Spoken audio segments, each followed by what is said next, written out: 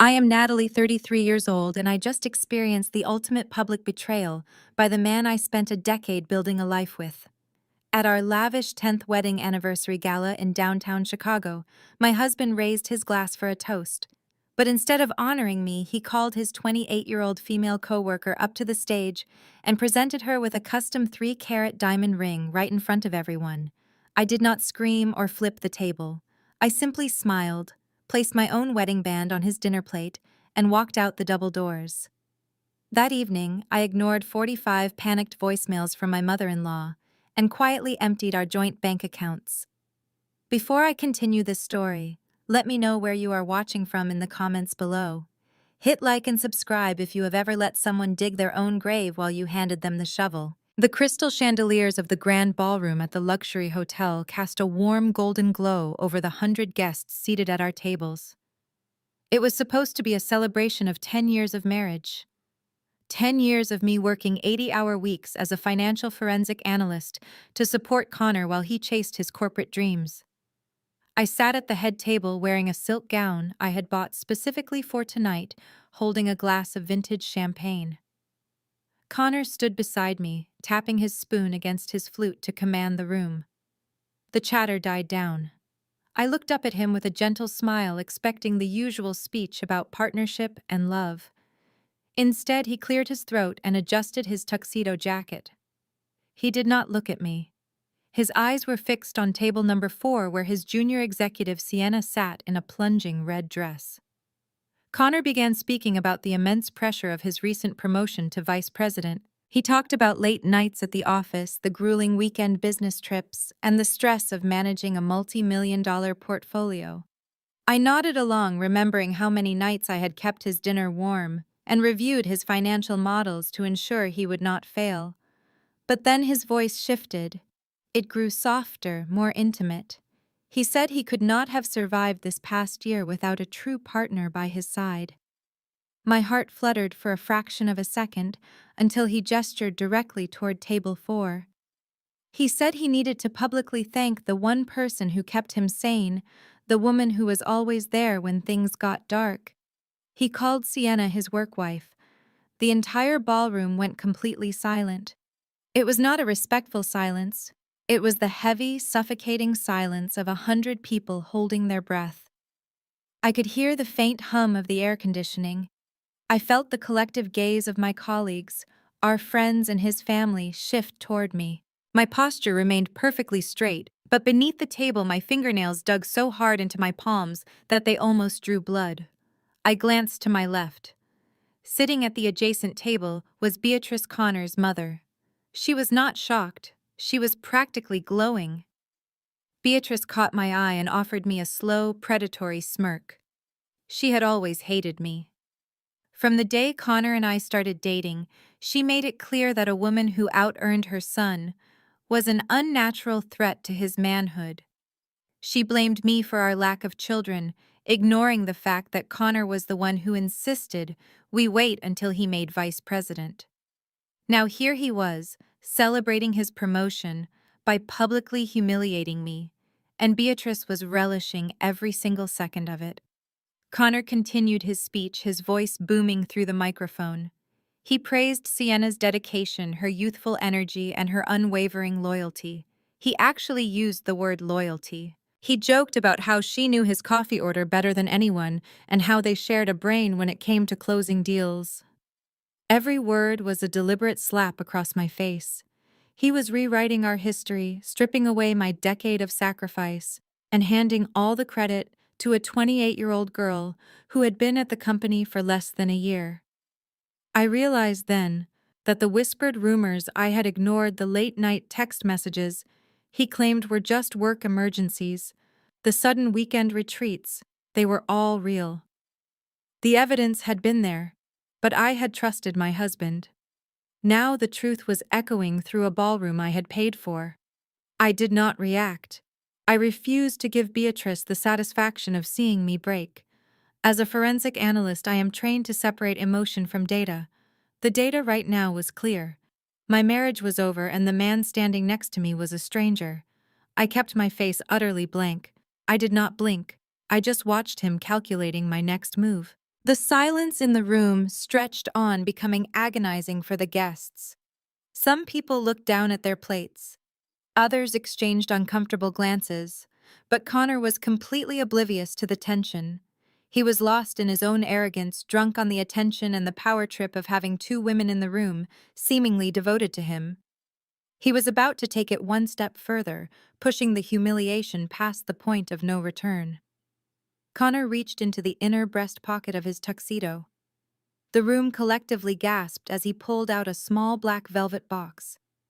My breath caught in my throat, not out of awe, but out of a sudden, chilling realization. 3 months ago, I had purposely left my tablet open on the kitchen island. On the screen was a highly specific digital rendering from a private jeweler. It was a 3-carat emerald-cut diamond set in a vintage platinum band.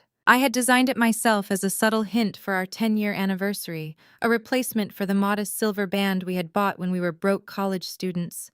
Connor had seen it. He had even made a comment about how beautiful the cut was. Now he was holding a box from that exact jeweler. With a theatrical flourish, Connor opened the box under the spotlight. The diamond caught the light, sparkling fiercely across the room. It was my ring. The exact design, the exact cut, the exact setting. He leaned into the microphone and said he wanted to give Sienna a token of his deepest professional gratitude, a symbol of their unbreakable partnership. He called her up to the stage. Sienna did not hesitate. She practically sprinted up the steps, her red dress flowing behind her. She threw her arms around Connor's neck and squealed loudly into the microphone. It was a high-pitched, grating sound that made several guests wince. Connor laughed a booming, arrogant sound and slid the 3-carat emerald-cut diamond onto the middle finger of her right hand. Sienna held her hand up to the crowd, posing as if she had just won a beauty pageant. From table 2, a loud, solitary clapping erupted. It was Beatrice. She was standing up, clapping aggressively, cheering for the woman who was wearing my dream ring. A few of Connor's closest friends awkwardly joined in, but the majority of the room remained in stunned, horrified silence. Sienna turned to me. She looked down at me from the stage, a sickly, sweet smile plastered on her face. She leaned into the microphone and said she hoped I did not mind, but she and Connor just had such a special bond. The sheer audacity of her statement hung in the air like toxic smoke. Beatrice nodded vigorously from her table, silently urging me to react. I knew exactly what they wanted. They wanted the angry, hysterical wife. They wanted me to scream, to cry, to throw my champagne in his face so they could paint me as the crazy, unhinged woman who was ruining a beautiful moment of corporate appreciation. They wanted to justify his betrayal by making me the villain. I denied them that pleasure. I took one final slow sip of my vintage champagne. The bubbles felt crisp and cold against my throat. I placed the crystal flute gently onto the crisp white tablecloth. I stood up. The fabric of my silk gown whispered in the quiet room. Every eye in the ballroom locked onto me. I turned to face Connor. He finally looked at me, a flicker of genuine panic crossing his face for the first time. He had expected me to sit there and take it. He had expected me to play the role of the dutiful, obedient wife who would handle this behind closed doors to protect our public image. He did not know that the woman he married had just vanished. I reached for my left hand. I slid the modest silver wedding band off my ring finger. It was the ring he had given me 10 years ago when we promised to build an empire together. I held it between my thumb and index finger for a brief second. Then, moving with absolute precision, I dropped the ring directly onto his untouched bone china dinner plate. The heavy silver clinked sharply against the porcelain. The sound echoed through the silent ballroom like a gunshot. Connor stared at the ring on his plate, his mouth opening and closing like a fish out of water. He stammered, trying to formulate a sentence, trying to regain control of the narrative. But I did not give him the chance. I looked him dead in the eye and gave him a smile. It was not a sad smile or a furious one. It was a cold, serene, chilling smile. It was the smile of an executioner. I did not say a single word. I turned my back on him, on Sienna, on Beatrice, and on the entire room. I walked down the center aisle of the ballroom, my heels clicking rhythmically against the marble floor. I pushed open the heavy oak double doors and walked out into the cool Chicago night, leaving my 10-year marriage behind me and fully prepared to burn his entire world to the ground. The cool night air of downtown Chicago hit my face the exact moment I stepped out of the luxury hotel. I stood completely frozen and patiently waited under the flickering streetlights. My heart pounded a heavy, frantic rhythm against my ribs, but my hands were completely still. The valet slowly pulled up my shiny charcoal gray Porsche. I tipped him with shaking fingers, slid into the driver's seat, and shut the heavy door. The thick tinted glass cut off the loud city noise, instantly wrapping me in absolute silence. My name is Natalie, and I am 33 years old. If you have ever had the person you sacrificed everything for humiliate you in public, hit subscribe, and like this video because what I did next destroyed his entire reality. I pressed the start button, and the powerful engine roared to life. I pulled onto Michigan Avenue, leaving the grand ballroom and 10 years of blind devotion in my rearview mirror. I drove north toward our affluent suburban neighborhood. The streetlights flickered across the leather dashboard. I needed quiet to process what had just happened. Connor had not just cheated, he orchestrated a public spectacle to elevate his mistress while treating me like a disposable prop. I gripped the steering wheel, feeling the absence of my wedding band. Then the dashboard screen lit up. My phone started buzzing relentlessly. It was not Connor calling. It was his mother. Beatrice was calling back to back. One missed call turned into 5, then 10. When I did not answer, the voicemail notifications started pouring in. A relentless chime piercing the quiet car. I could have turned the system off. But as a financial forensic analyst, I know that ignoring data is a fatal mistake. You have to listen to the noise to find the truth. I tapped the screen and hit play. The speakers crackled before Beatrice's shrill voice flooded the car. She sounded breathless and furious. "Natalie, I cannot believe you caused such a disgusting scene. You are acting like a petulant child. Connor was just trying to show professional appreciation to a junior executive who helps him at work, and you made it about your petty jealousy. It was a harmless work gift. You humiliated my son on the most important night of his career. You need to turn your car around, come back inside, and apologize to Connor and Sienna in front of everyone." End of message. I let out a dry laugh. A custom 3-carat emerald-cut diamond ring was many things, but it was not a harmless work gift. It was a declaration. Beatrice knew it. Connor knew it. Beatrice was already laying the groundwork to gaslight me. She was spinning the narrative to make me the hysterical wife who overreacted to a corporate bonus. The system automatically jumped to the next voicemail. Beatrice was practically screaming now. "You have always tried to emasculate him, Natalie. Just because you make a little more money with your forensic whatever job, you think you can disrespect the man of the house. You think buying that Porsche and paying for that big house gives you the right to treat him like garbage. You are not a real wife. A real wife gives her husband children, not spreadsheets. A real wife builds her husband up instead of looking down on him. Sienna actually looks up to him. She respects him. You just try to control him with your bank accounts." End of message. I gripped the steering wheel tighter. Her words were venomous but incredibly revealing. For 10 years, I paid off Connor's student loans. When his tech startup failed, I worked 80-hour weeks to keep us afloat. I bought the $1 million suburban house in cash so we would not have a massive mortgage. I funded his lifestyle and his designer suits so he could play the part of a successful executive. And in Beatrice's eyes, my financial support was not a sacrifice. It was an insult to his manhood. A third voicemail played. "If you do not come back here and fix this, you are going to lose him, Natalie. Sienna is young and vibrant, and she actually appreciates him. You are 33 and spending your time staring at computer screens. Do not think you can just walk away and keep that house. Connor is entitled to half of everything you have hoarded. He is a vice president now. He does not need your money anymore." End of message. That phrase made everything snap into absolute clarity. He does not need your money anymore. I turned off the highway into our neighborhood.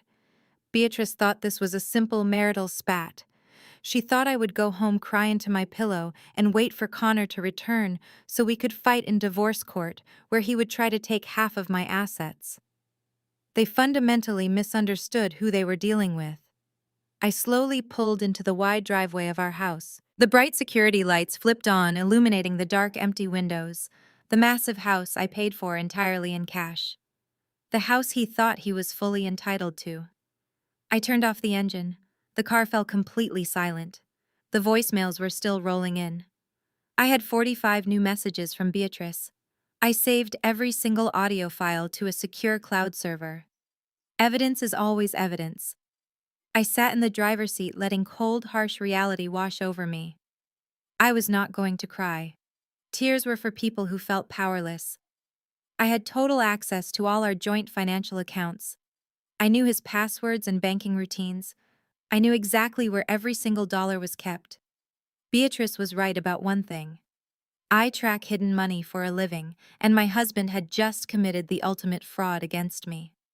I unbuckled my seatbelt, grabbed my purse, and stepped out into the night. It was time to go to work. The heavy iron gates of our affluent suburban neighborhood parted slowly as my Porsche idled in the cool night air. I drove up the winding driveway of the house I had purchased in cash just 3 years ago. The massive stone facade looked imposing in the dark. It was the dream home Connor and I had supposedly worked toward. But as I parked in the pristine 3-car garage, the house did not feel like a home anymore. It felt like a crime scene. I stepped out of the car, my heels echoing in the cavernous space. I bypassed the grand staircase entirely and walked straight down the hall to my private home office. I locked the heavy mahogany door behind me, dropped my purse on the leather sofa, and sat down at my massive desk. The emotional shock of the anniversary party was already fading, replaced by the cold, calculating focus that made me one of the top financial forensic analysts in the city. When your trust is violated, the only logical response is to secure your assets. I reached forward and powered on my custom-built desktop computer. The 3 large monitors hummed to life, bathing the dark room in a stark blue light. My profession requires me to find money that people desperately want to hide. I track shell companies, uncover hidden assets in messy divorces, and expose corporate embezzlement. I look at numbers all day, and numbers do not lie. Numbers do not give you fake smiles at a gala or tell you they love you while buying a diamond for someone else. I cracked my knuckles and logged into our primary joint banking portal. Connor always praised my financial management skills, mostly because it meant he never had to look at a budget. He gladly let me handle the accounts, trusting that the balances would always magically grow. He was about to learn a very hard lesson about giving a forensic accountant unchecked access to the marital funds. I pulled up the transaction history for our shared high-yield savings account. This was the account we supposedly built together, though the deposits were almost entirely funded by my annual corporate bonuses and stock vestings. Connor contributed a fraction of his salary, claiming he needed the rest for networking expenses and maintaining his executive image. I scrolled past the mundane charges for groceries, utilities, and landscaping. I was looking for anomalies. It did not take long. There it was, sitting blatantly in the ledger from 3 weeks ago, a massive wire transfer out of the account for exactly $40,000. My eyes narrowed as I clicked on the routing details. The money had been sent directly to the private jeweler who designed the custom 3-carat emerald-cut diamond ring, the exact ring Sienna was currently flaunting to our friends and colleagues. A wave of pure disgust washed over me. Connor did not even use his own separate checking account to buy his mistress a piece of jewelry. He used our joint savings. He used the money I had earned working 80-hour weeks, the money I had painstakingly saved while he was busy playing a big-shot vice president. He took the fruits of my labor to finance his infidelity. Beatrice had called it a harmless work gift. She had accused me of being financially controlling. But the truth was right here on the screen. Connor was a parasite feeding off my success to fund his delusions of grandeur. He thought he could drain our savings to buy loyalty from a 28-year-old junior executive, and he assumed I would never notice because I was too busy working to fund his lifestyle. He was incredibly wrong. I leaned back in my ergonomic chair and took a deep breath. The emotional warfare of the ballroom was over. The financial warfare had officially begun. I looked at the total balance remaining in the joint savings account. $450,000. That money represented years of my late nights, my missed weekends, and my strategic investments. Under the law, because it was in a joint account, Connor had equal access to it. If I waited until morning, he could easily log in, panic, and transfer half of it out to secure a lawyer or buy Sienna a matching diamond necklace. I was not going to give him the chance to steal another single dime from me. I opened a secure encrypted portal on my second monitor. A few years ago, anticipating the volatility of the corporate world, I had established a private offshore trust in my name only. It was completely legal but virtually impenetrable to standard domestic subpoenas without a lengthy and expensive legal battle.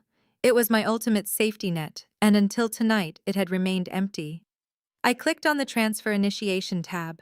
I linked the joint savings account to the offshore trust routing numbers. The system prompted me to enter the transfer amount. I did not type in half. I did not type in a conservative portion. I typed in $450,000. Every single penny left in the account. The banking portal asked for a secondary security authorization.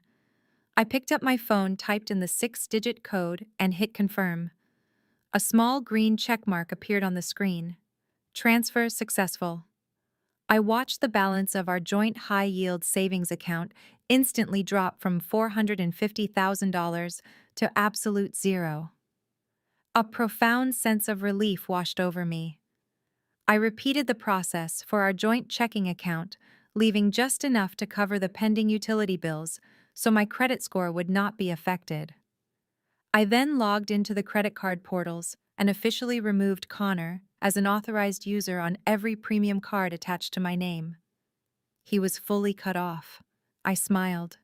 Tomorrow morning his reality would completely shatter when he tried to buy her daily coffee. The morning sun spilled through the expansive floor-to-ceiling windows of my kitchen, casting long, warm shadows across the white marble island. It was exactly 7 o'clock. The house was completely silent, except for the soft hum of the premium espresso machine brewing my morning coffee. I had not slept a single wink, but I did not feel tired.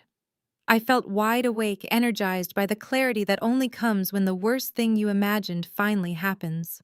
I was wearing a crisp white silk robe, my hair neatly tied back, holding a warm ceramic mug in both hands. I took a slow sip of the dark roast, letting the bitter taste ground me. I was waiting. I knew he would come. I knew exactly how long it would take for his morning routine to hit the absolute brick wall I had built overnight. The heavy oak front door did not just open. It burst open with a violent thud that echoed through the quiet suburban house. Footsteps pounded heavily against the hardwood floor of the foyer, the sound of someone who was completely out of control. I did not flinch. I just took another sip of my coffee and turned my gaze toward the arched entryway of the kitchen. Connor stormed into the room. He was still wearing the trousers from his tuxedo the night before, but his dress shirt was untucked, wrinkled, and missing the bow tie. His face was flushed a deep, angry red, and a vein throbbed visibly near his left temple. He looked nothing like the polished, arrogant vice president who had stood on that stage 12 hours ago. He looked panicked. He looked furious. But mostly, he looked like a man who had just realized the floor beneath him was entirely gone. He slammed his leather wallet down onto the marble island with so much force that it made my coffee cup rattle. He pointed a shaking finger directly at my face. "What did you do?"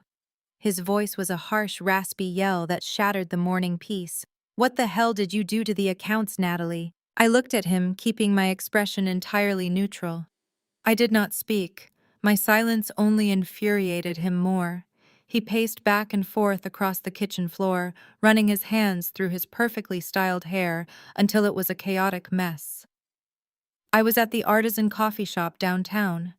I was buying coffee and breakfast for Sienna before we went into the office. The barista ran my premium card. Declined. I gave him the secondary card. Declined. I looked like an absolute fool. The barista literally had to hand the card back to me and ask if I had cash. Sienna had to pay for her own coffee. Do you have any idea how embarrassing that was? I almost smiled, but I held it back. The great corporate executive humiliated over a $12 iced latte in front of his 28-year-old mistress. It was a microscopic fraction of the humiliation I had endured in front of 100 people, but to his fragile ego, it was a catastrophic blow. I finally set my coffee mug down on the counter. I secured our assets, Connor. That is what I did. I spoke in a quiet, measured tone, deliberately contrasting his unhinged screaming. You drained $40,000 from our joint high-yield savings without consulting me. I took the necessary steps to prevent any further unauthorized withdrawals. Connor stopped pacing and slammed both of his hands flat onto the marble island, leaning over to try and intimidate me. Unauthorized. Are you insane? That is my money. I am the husband. I am the vice president of a major corporation. You have absolutely no right to freeze my accounts over a petty, jealous tantrum. He was practically spitting the words at me, trying to use his physical size to make me cower. But I am a forensic analyst. I deal with angry, guilty men who try to hide their financial crimes every single day. His intimidation tactics were textbook and completely ineffective. He stood up straight, crossing his arms, trying to pivot to his favorite tactic. Gaslighting. You are acting completely unhinged, Natalie. You made a massive scene at the gala by walking out, and now you are stealing my money. You are blowing this entirely out of proportion. That ring was not a romantic gesture. I already explained this to you, but you are too emotional to understand how high-level corporate business works. That ring was a corporate expense write-off. It was a strategic bonus to retain a top-performing junior executive. We bill it back to the company. It is a standard executive practice to reward loyalty. You just embarrassed yourself and me because you do not understand corporate finance. I stared at him, letting his ridiculous, easily disprovable lies hang in the air between us. A corporate expense write-off. A standard executive practice. It was almost insulting how stupid he thought I was. I evaluate corporate expense reports for a living. You cannot write off a custom 3-carat emerald cut diamond ring as a business expense, let alone funnel the payment through a personal joint savings account to a private jeweler. Every word out of his mouth was a desperate, calculated lie designed to make me question my own reality. But I did not argue with him. I did not correct his blatantly flawed accounting logic. When your enemy is digging a grave, the worst thing you can do is take the shovel away from him. So I let him keep digging. Connor took my silence as a sign that his gaslighting was working. He softened his tone just a fraction, attempting to play the role of the reasonable, long-suffering husband. Look, I get it. Seeing the ring shocked you. You have always been a little insecure about Sienna because she is younger and works closely with me. I forgive you for walking out last night. My mother thinks you are crazy, but I told her you were just tired. We can move past this. But you need to log into the portal right now and put my money back. I have clients to entertain today. I need access to my capital. Transfer the funds back into the joint account immediately, and we will pretend this little psychotic breakdown of yours never happened. He actually thought that was a generous offer. He thought he could publicly humiliate me, buy another woman my dream ring, and then order me to refund his cheating budget because he forgave me for being upset. The sheer magnitude of his entitlement was breathtaking. He really believed that because I had supported him financially and emotionally for a decade, I would always just fall back into line. He saw my quiet demeanor not as strength, but as submission. I picked up my coffee mug and took another sip. He would be waiting forever. I watched him stand there fuming and demanding things he no longer had any right to claim. My brand new independent life was just beginning right now. Connor stood there expecting me to apologize or negotiate or break down in tears. He waited for the emotional collapse that he believed he was entitled to witness. Instead, I simply reached into the top drawer of the white marble kitchen island. Last night, after I secured the bank accounts and locked down my private trust, I did not go to sleep. I opened my work laptop and did exactly what I do best. I followed the money. I pulled out a thick stack of papers neatly stapled together and placed it flat on the cool stone counter. I slid the heavy document across the smooth surface until it stopped right in front of his clenched fists. He looked down at the top page, his brow furrowing in deep confusion. It was a highly detailed financial forensic spreadsheet. I had spent 6 uninterrupted hours in the dark cross-referencing every single credit card statement, every hidden bank transaction, and every ATM withdrawal he had made over the last 24 months. He genuinely thought he was being clever by using third-party digital payment apps and buying prepaid luxury gift cards at high-end grocery stores to mask his tracks. He really thought his financial maneuvering was brilliant. But to a certified financial forensic analyst, his digital footprint looked like a massive, glowing neon sign pointing directly to his chronic infidelity. I watched his eyes slowly scan the top sheet. I did not raise my voice, but I spoke with the absolute unyielding authority of someone who holds all the cards.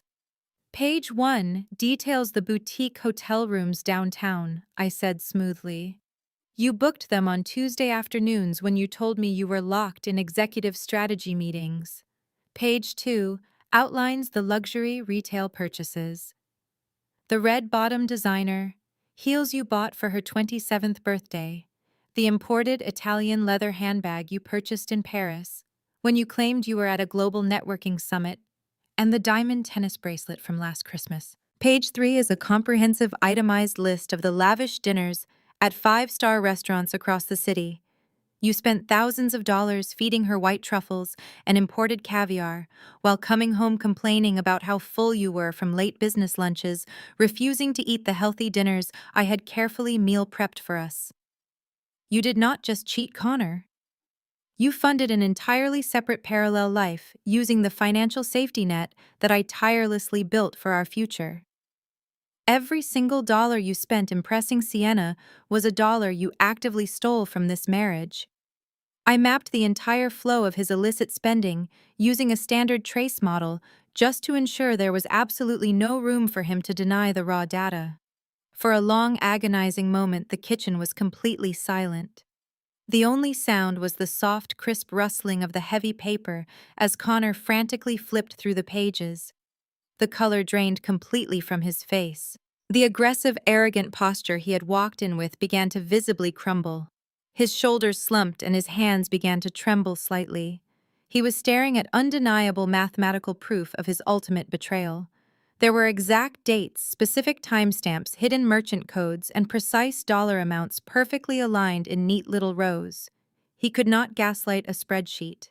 He could not tell me I was being overly emotional or wildly paranoid when the hard financial data was staring him right in the face, exposing every single lie he had told over the past 2 years. But a true narcissist never actually surrenders. When confronted with irrefutable concrete evidence, they simply change their tactics and attack the person presenting the truth.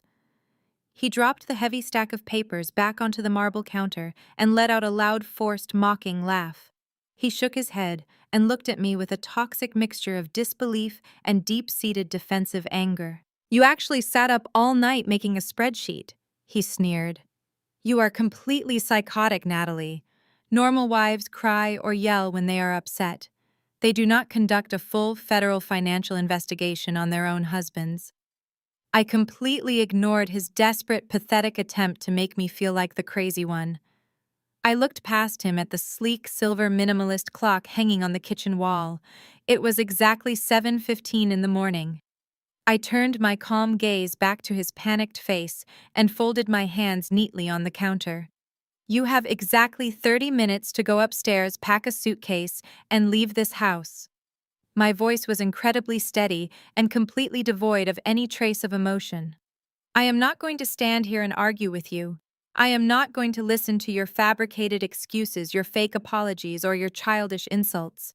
You have exactly 30 minutes to gather your immediate daily essentials and walk out the front door. If you need more time to pack the rest of your expensive designer suits, your golf clubs, and your luxury watch collection, you can arrange a specific time with my attorney to come back when I am not physically on the premises.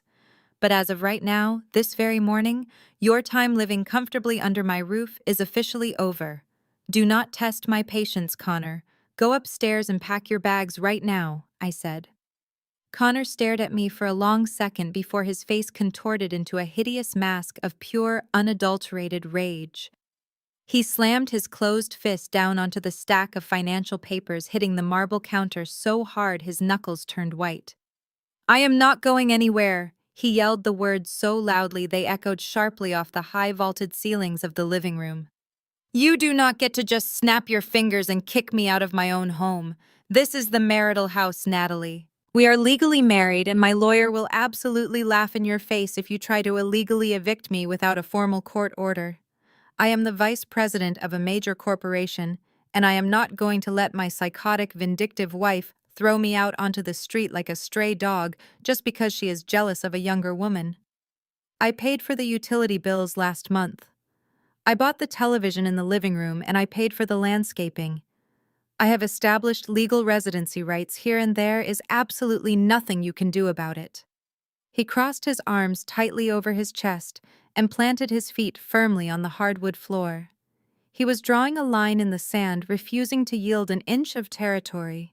He honestly believed that because he had a corporate title and a loud voice, he could simply bulldoze his way through this confrontation.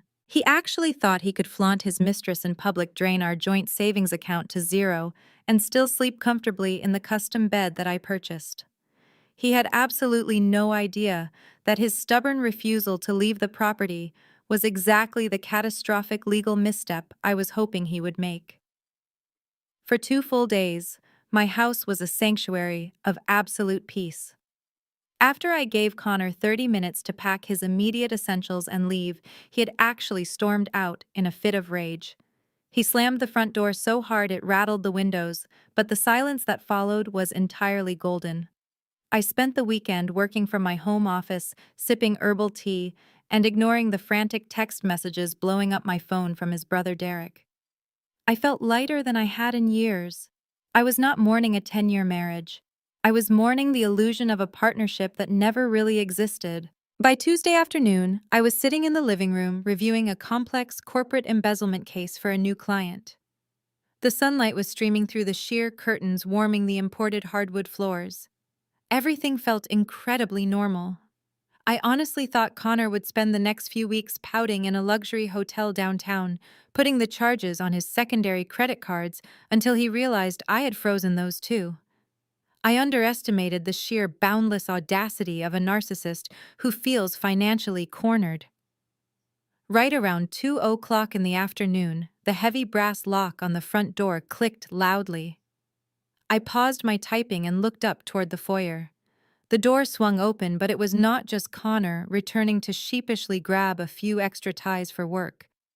The sound of multiple footsteps echoed in the entryway, followed immediately by the heavy, distinct rumble of hard plastic suitcase wheels dragging roughly across my pristine floors. They were not walking in with the caution of trespassers. They were marching in with the heavy stomping boots of a conquering army. I slowly closed my laptop and stood up from the plush white sofa. I did not rush. I walked calmly out of the living room and stepped into the grand foyer, crossing my arms as I surveyed the ridiculous circus that had just invaded my sanctuary. Connor stood in the center of the foyer holding the handles of 2 massive designer suitcases. He looked entirely too pleased with himself, wearing a smug, arrogant grin that stretched from ear to ear. But he was not alone. Standing directly behind his right shoulder was his mother, Beatrice. She was wearing her Sunday best, holding a floral overnight bag, and looking around my foyer with an expression of supreme triumph, as if she had personally orchestrated this entire invasion. And then there was the final piece of this toxic puzzle. Standing next to Connor holding a pink leather duffel bag was Sienna, She was wearing a tight, athletic outfit and a completely vapid smile. But what instantly caught my attention was her left hand resting casually on the handle of her bag. Right there, sparkling under the crystal chandelier of my foyer, was the 3-carat emerald-cut diamond ring. She was wearing it openly, brazenly, practically shoving it in my face within the walls of my own home. They looked like a perfectly twisted little family unit arriving for a summer vacation at a luxury resort. They expected me to gasp. They expected me to start screaming and throwing their bags back out onto the porch. Instead, I just stood there perfectly still staring at them, with the cold, detached observation of a scientist studying a particularly predictable group of insects. Connor let go of his suitcases and took a step forward, puffing out his chest to establish his dominance. He looked me up and down with absolute disdain. "You really thought you could just lock me out of my own house, Natalie?" he asked, his voice dripping with condescension. "I spent the entire morning sitting in a very expensive corporate law office. My attorney had a field day with your little spreadsheet stunt. He assured me that because we are legally married, and because this house was purchased during our marriage, it is considered marital property. It does not matter whose name is on the deed or who paid the property taxes. You cannot legally evict a spouse without a formal court order. If you try to call the police to throw me out, they will tell you it is a civil matter and leave. So I am moving back into the master bedroom right now, and there is absolutely nothing your little forensic accounting tricks can do to stop me." Beatrice nodded enthusiastically from behind him, clapping her hands together once. "That is right," she chimed in, her shrill voice echoing off the high ceilings. "A wife does not get to throw her husband out onto the street just because she is throwing a jealous temper tantrum. This is his home, and you are going to learn how to respect the man of the house." Connor held up a hand to stop his mother so he could deliver what he believed was his ultimate finishing blow. He reached over and wrapped his arm around Sienna's waist, pulling her close to him. "And since you decided to be completely unreasonable and freeze all of my liquid capital," he continued, a nasty smirk playing on his lips, "we had to make some financial adjustments. Sienna's apartment lease ended yesterday. Since I cannot currently help her with a new security deposit, because my vindictive wife stole my money, Sienna is going to be moving into the guest room down the hall. It makes perfect logistical sense. We commute to the office together anyway.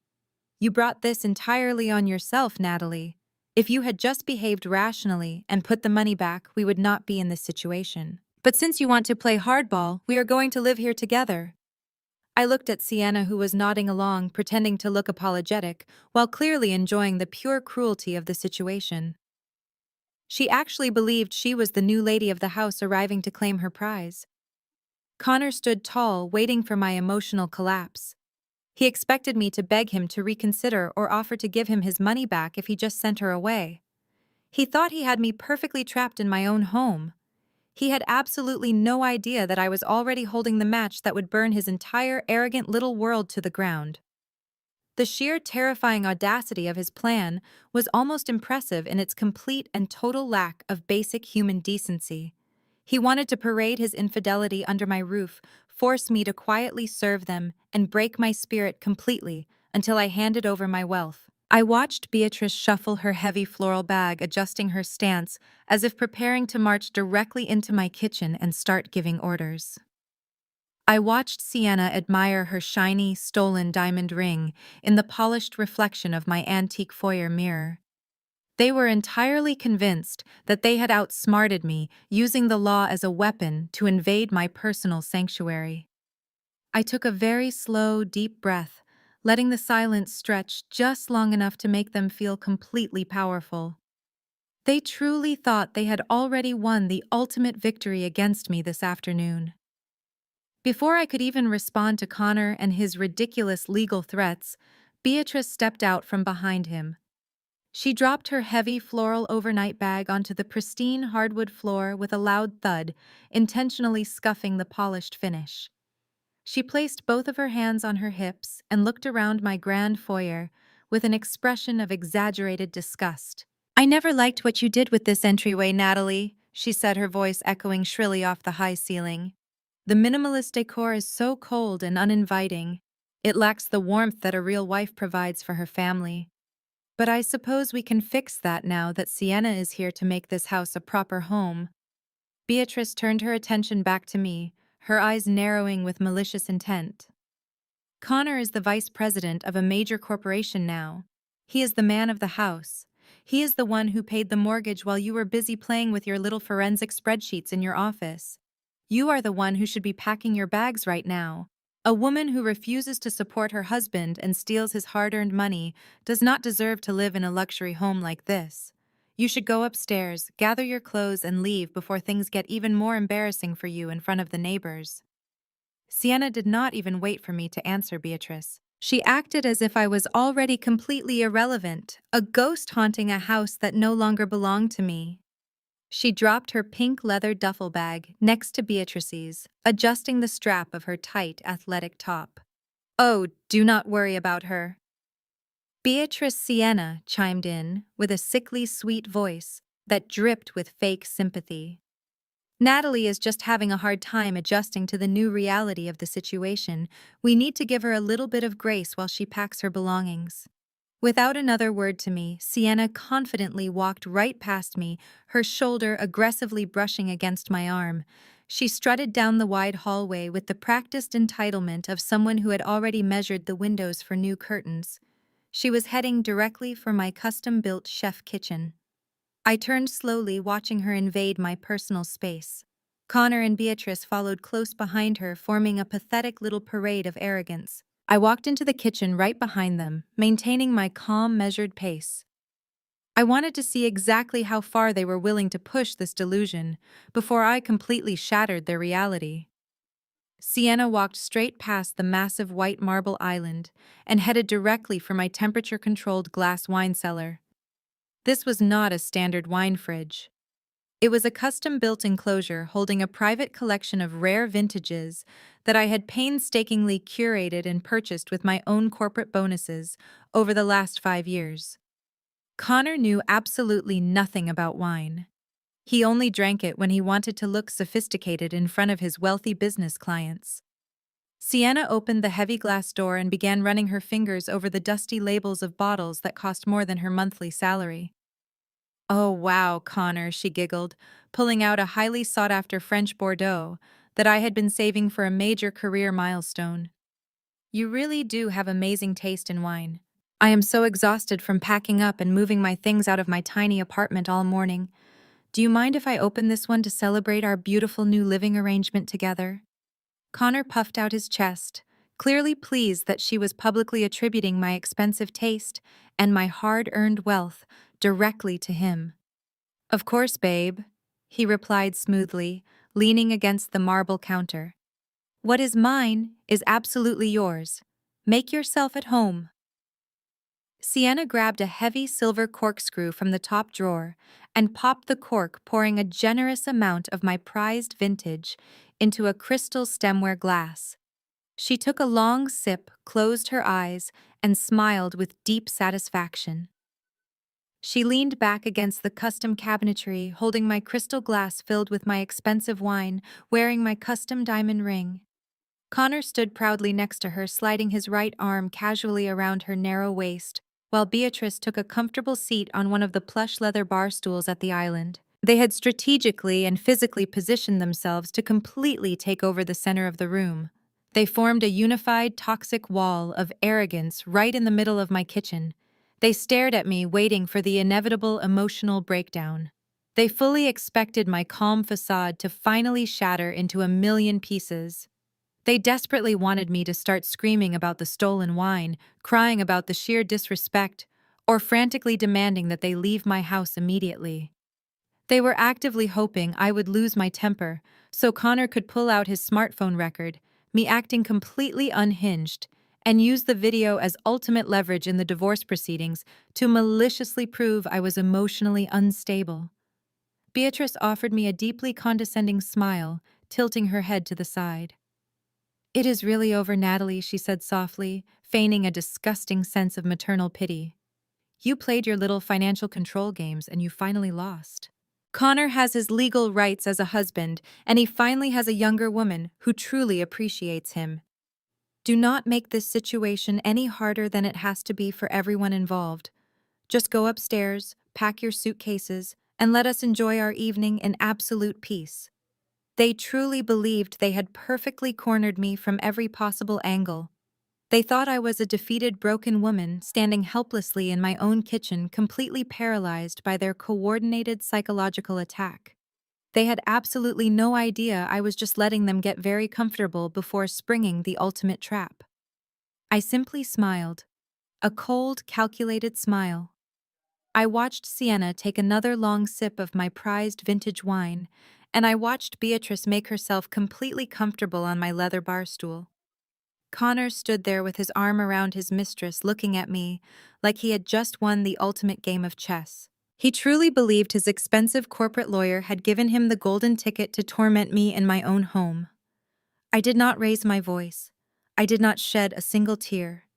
I simply turned around and walked over to the custom-built pantry door, just off the side of the kitchen. I opened the door and reached up to the top shelf where I kept a fireproof lockbox. I punched in the 4-digit code, retrieved a thick black leather legal binder, and walked calmly right back to the white marble island. I dropped the heavy binder onto the counter right next to Sienna's crystal wine glass. The solid thud echoed sharply in the large kitchen, making all three of them jump slightly. Connor looked down at the binder, and then back up at me with a dismissive scoff. "What is this, Natalie?" he asked, crossing his arms over his chest. "Are you going to show us another one of your little psychotic spreadsheets? Because I already told you that my attorney laughed at your financial stunts. You cannot evict me from marital property."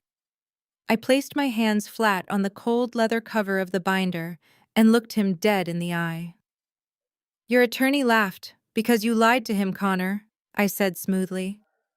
"You walked into his lavish office and told him that you and your wife purchased a home together during your marriage. You gave him a standard domestic narrative, and he gave you standard domestic legal advice based entirely on the false information you provided. But you conveniently forgot to tell him the actual financial history of this property." Beatrice rolled her eyes and let out a loud, dramatic sigh. "Oh, please, Natalie, stop trying to sound like a lawyer," she snapped. "You are a forensic analyst, not a judge.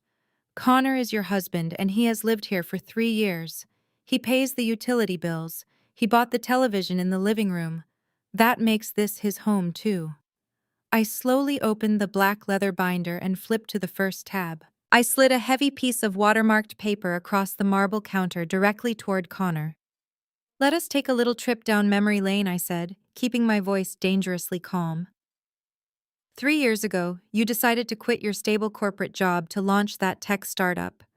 You insisted it was going to make you a millionaire within 6 months. But instead, you completely mismanaged the venture capital, you took out massive personal loans, and you drove the company straight into the ground.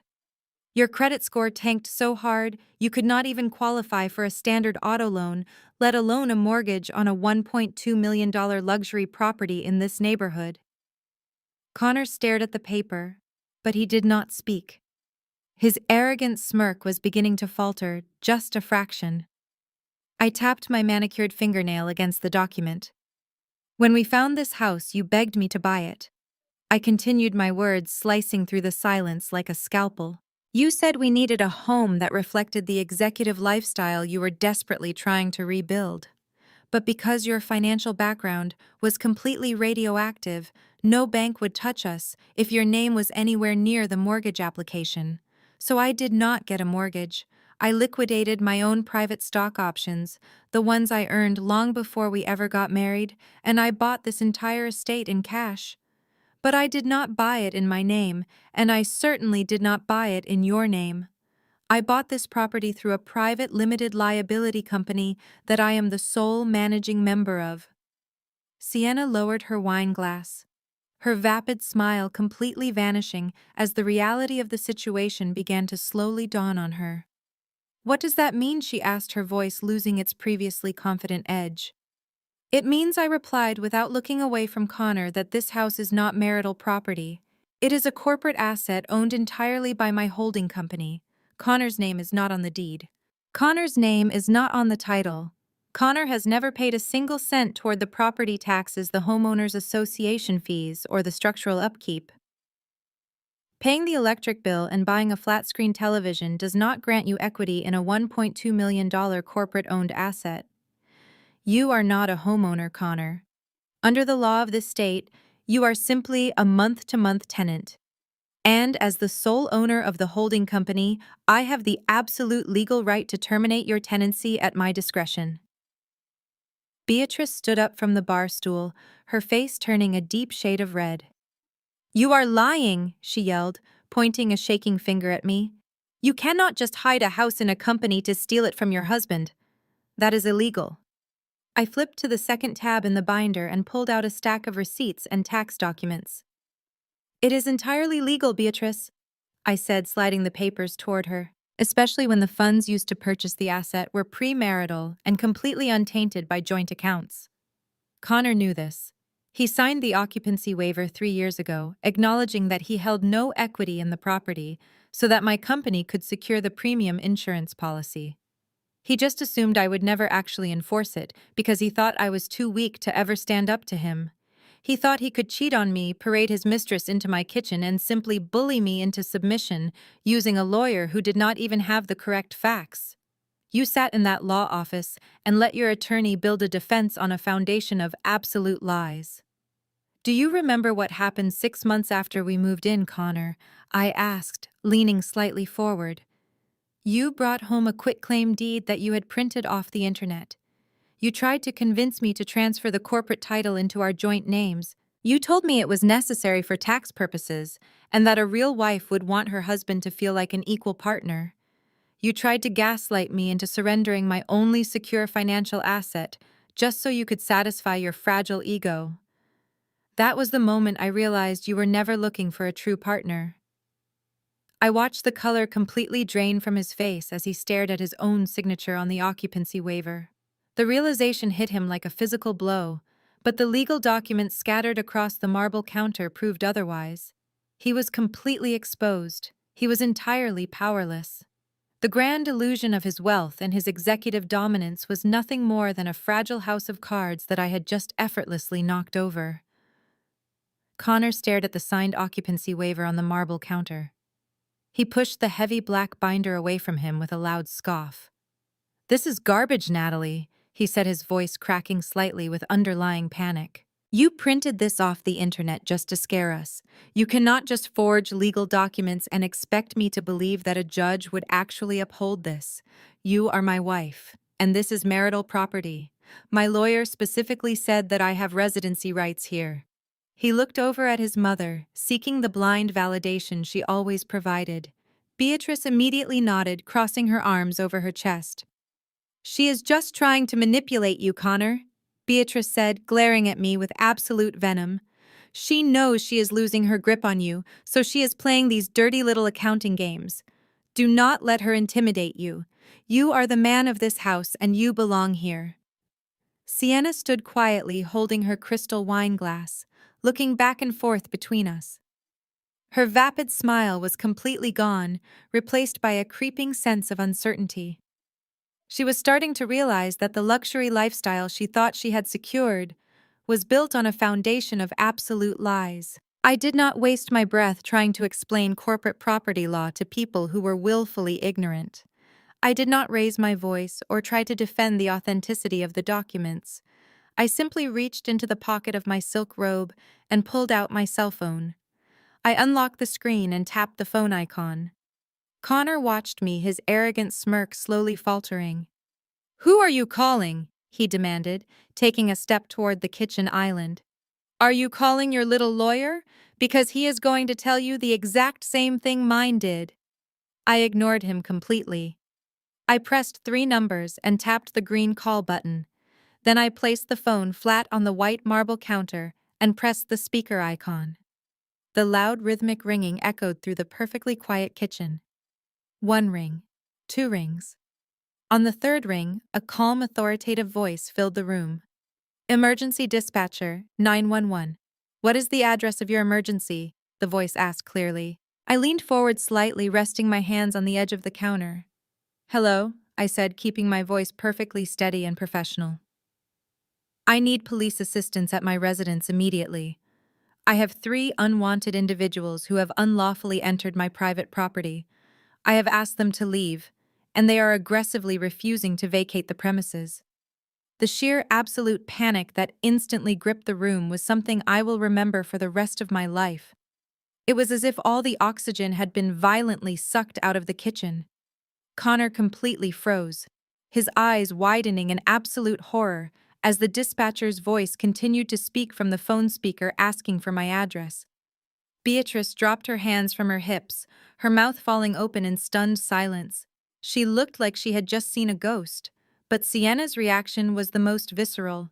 She was holding my expensive crystal wine glass filled with my prized vintage Bordeaux. When she heard me confirm the address to the police dispatcher, her fingers simply went entirely numb. The heavy crystal slipped from her grasp and plummeted toward the floor. It hit the imported hardwood with a sharp, explosive crash. The delicate glass shattered into 1,000 tiny, glittering pieces, sending a massive splash of deep red wine exploding across the pristine white baseboards and Sienna's expensive athletic shoes. The loud shattering sound broke the paralysis that had taken hold of them. The illusion of their dominance shattered right along with that crystal glass. They realized in that exact terrifying second that I was not bluffing. I was not playing a game, and I was not going to negotiate.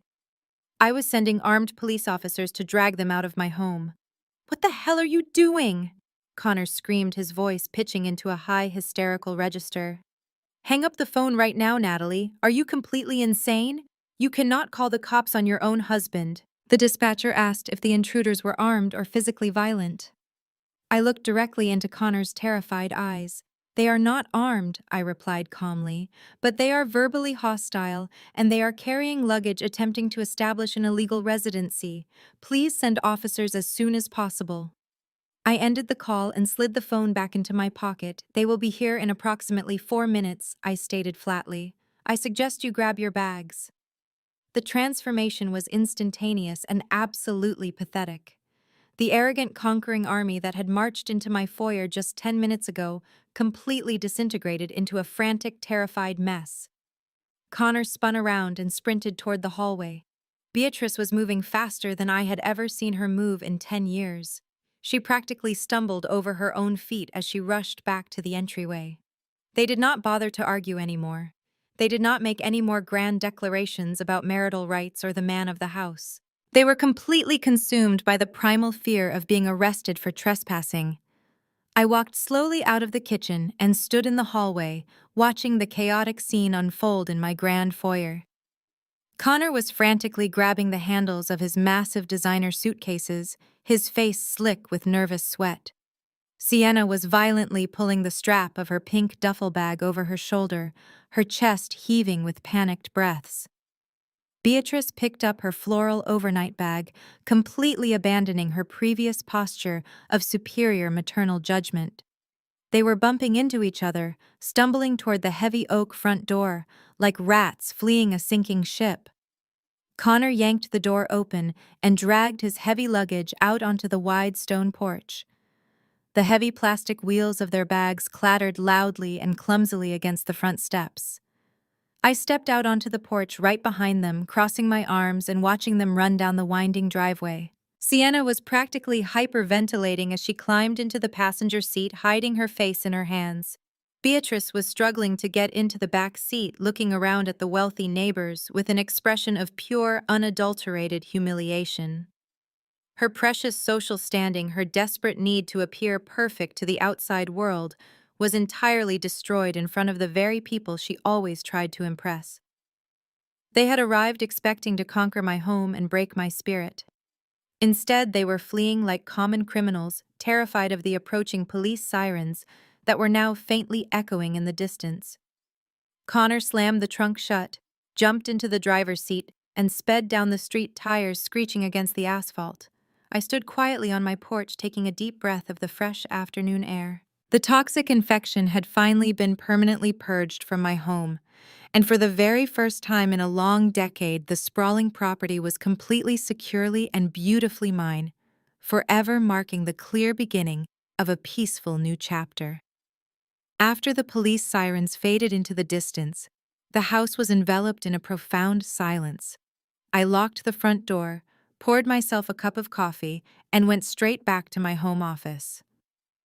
While I was sitting comfortably reviewing corporate financial statements, Connor was desperately trying to figure out how to regain control of a narrative that had completely slipped through his fingers. He had no money, he had no house, and he had just been humiliated in front of his mother and his 28-year-old mistress. A narcissist stripped of his power and his captive audience is a very dangerous and highly predictable creature.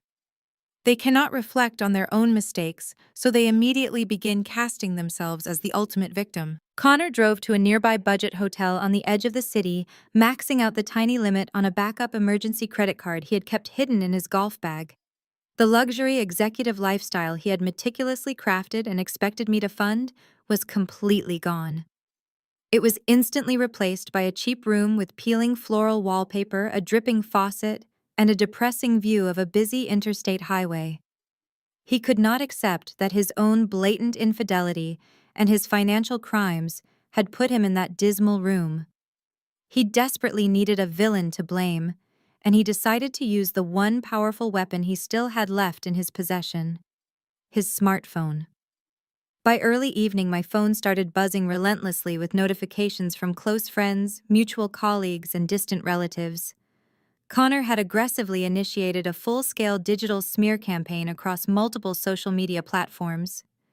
He did not just post a vague emotional update on Facebook for our family to see. He went straight to LinkedIn, the professional networking site where we shared hundreds of high-level corporate connections. I opened the application and saw a massive multi-paragraph post that had already garnered dozens of sympathetic reactions and concerned comments. Connor had carefully crafted a masterful piece of manipulative fiction. He claimed that he was currently going through an incredibly difficult and entirely unexpected personal crisis. He wrote that his wife, who had always struggled with severe control issues, had completely snapped under the pressure of her demanding job. He painted me as a financially abusive monster who had maliciously locked him out of his own home without a single dime to his name, simply because he had tried to establish healthy boundaries in our increasingly toxic marriage. He actually used the phrase financial abuse to describe my completely legal actions. He claimed that I had isolated him from his own hard-earned funds, seized his personal property, and literally left him homeless on the street. He conveniently left out the crucial part where he spent $40,000 of our joint savings on a 3-carat emerald-cut diamond ring for his junior executive mistress. The sheer audacity of posting such blatant defamatory lies on a professional networking platform was absolutely staggering. But it was also incredibly calculated. He knew that in the corporate business world, a solid reputation is absolutely everything. He was actively trying to destroy my professional credibility by labeling me as an unstable, vindictive, and controlling partner. He wanted our mutual colleagues and executive peers to see me as the irrational aggressor, so they would naturally rally around him as the brave, long-suffering victim who just needed a little support during a tough transition. The ridiculous social media posts were just the very public phase of his coordinated attack. The private harassment came flooding in through his toxic family members. My phone screen suddenly lit up with a rapid succession of hostile text messages from Connor's older brother, Derek. Derek had always been the ultimate enabler in the family, blindly defending every terrible decision Connor ever made. He was a loud, aggressive man who shared Beatrice's deep-seated archaic belief that women should quietly submit to their husbands regardless of the circumstances. The text messages were a relentless barrage of pure toxic vitriol meant to completely break my spirit. "You are a monster, Natalie," the first message read. "How dare you throw my brother out onto the street like trash? He gave you 10 years of his prime life, and you treat him like a common criminal." The hateful messages kept pouring in one after another, each one more unhinged and desperate than the last. You think just because you make good money, you can just ruin people's lives whenever you feel jealous. Connor is completely devastated right now. My mother is having severe heart palpitations because of the unbelievable stress you caused today. You are a cold, heartless, calculating woman, and you are going to pay dearly for tearing this wonderful family apart. He threatened to drive over to my house and force me to let Connor back inside. He called me every derogatory name he could possibly think of, attempting to bully me into absolute submission through sheer digital aggression. Derek was trying his hardest to act as Connor's personal attack dog, barking as loudly as possible to distract me from the actual undeniable truth. They truly believed that if they made enough noise and generated enough fake public outrage, I would eventually crumble under the intense social pressure and beg them for forgiveness. A younger version of myself might have panicked under that kind of coordinated assault. I might have frantically typed out a defensive response to Derek's abusive text messages, trying to explain the situation and justify my actions. I might have even logged on to LinkedIn and written my own dramatic public post, exposing the hard truth about Sienna and the stolen savings account, just to clear my tarnished name. But I am not that scared little woman anymore. I am a 33-year-old, highly trained financial forensic analyst. I do not ever fight my professional or personal battles in the muddy trenches of social media comment sections, and I absolutely do not argue with toxic enablers who are completely committed to misunderstanding me. I simply took very clear screenshots of Connor's defamatory posts and forwarded them directly to my attorney as concrete evidence for the upcoming divorce proceedings. Then I immediately blocked Derek's phone number, silencing his digital temper tantrum with the single push of a button. I turned my phone on silent mode and placed it face down on my smooth mahogany desk. The cheap internet sympathy Connor was desperately harvesting might stroke his bruised, fragile ego tonight, but it would absolutely not save him from the massive Category 5 hurricane that was about to hit his life. Social media likes and supportive comments from oblivious, naive colleagues cannot pay an expensive defense lawyer, and they certainly cannot stop a sweeping federal financial investigation. While Connor was busy playing the helpless victim, typing out fake sob stories from a cheap motel room, I was logging into my secure work terminal. He honestly thought the war was being fought on Facebook.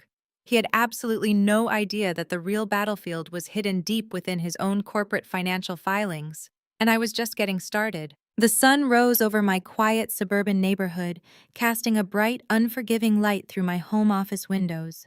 While Connor was furiously typing out his pathetic victim narrative from a cheap motel room, I was already 3 cups of coffee deep into my morning routine. My phone was silently buzzing on the edge of my mahogany desk, lighting up with notifications from confused colleagues who had read his ridiculous social media posts. The temptation to jump into the digital mud and scream the truth was a fleeting thought. Social media is a playground for narcissists, but the corporate financial world is a completely different battlefield. In the corporate world, the only thing that matters is raw, verifiable data. I turned my phone completely off and tossed it into my desk drawer. The personal emotional war was officially over. The professional financial execution was about to begin. I adjusted my ergonomic chair and woke up my custom-built 3-monitor computer setup. It was time to go to work. Connor loved bragging about my job, telling his friends his wife was a top-tier financial forensic analyst. He loved the prestige, but he never actually understood what I did. He thought I just balanced spreadsheets. He did not realize my entire career was built on hunting down arrogant executives who hide stolen money. Connor was recently promoted to a vice president position, managing global vendor relations and procurement for a massive logistics corporation. It was a powerful role, giving him direct, unilateral authority to approve high-value third-party contracts.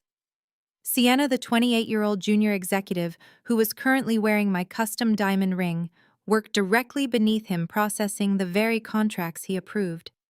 They thought their workplace romance was a brilliant secret, but mixing personal infidelity with high-level corporate financial access inevitably leaves a massive digital trail of breadcrumbs. I opened my specialized forensic software suite, a high-grade data aggregation tool that cross-references public corporate disclosures, SEC filings, and state business registries. I did not need to hack into his company servers. When a corporation is publicly traded, a staggering amount of their financial data and quarterly expenditure reports are readily available if you know where to look. I pulled the public quarterly earnings reports from the last 2 years, isolating the operational expenditures within Connor's division. The digital files were massive, containing tens of thousands of individual line items, representing millions of dollars in corporate spending. I imported the raw data files into my specialized SQL database software, allowing me to easily filter, sort, and analyze the information with absolute precision. The first monitor displayed a massive spreadsheet containing thousands of individual vendor payments. The second monitor was dedicated to state-level business registration databases to verify the legal existence of each vendor. The third monitor held the internal employee hierarchy of Connor's company, mapping out exactly who requested the vendor and who provided the final executive approval. For the first 3 hours, the search was agonizingly tedious. I meticulously sifted through hundreds of legitimate corporate contracts. There were massive payments to established software companies and international shipping conglomerates. Everything looked perfectly normal on the surface. But financial criminals rarely hide their illicit activities within the massive high-profile contracts because those are heavily audited by internal compliance teams. They hide the stolen money in mundane, unglamorous middle-tier expenses. I adjusted my database search parameters, filtering out any vendor contract over $100,000 and any contract under $10,000. I was looking for the sweet spot, the exact financial threshold where a vice president could unilaterally approve a monthly invoice without triggering a mandatory review from the chief financial officer. I also applied a secondary filter targeting vendors providing vague, intangible services like strategic consulting. Intangible services are the absolute easiest way to fake a corporate invoice because there are no physical products to track or inventory to audit.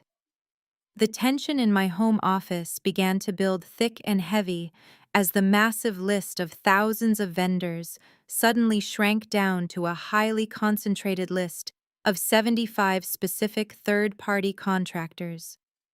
I leaned closer to the glowing screens, my eyes scanning the repetitive rows of data. I started cross-referencing the registered physical addresses of these 75 vendors. Legitimate companies have commercial office spaces, industrial warehouses, or registered professional agent addresses. I ran an automated batch script to bounce the vendor addresses against commercial real estate property databases. Within 30 seconds, the software flagged 14 critical anomalies. 14 of the vendors Connor's department was regularly paying were registered to residential addresses or cheap commercial post office boxes located in strip malls.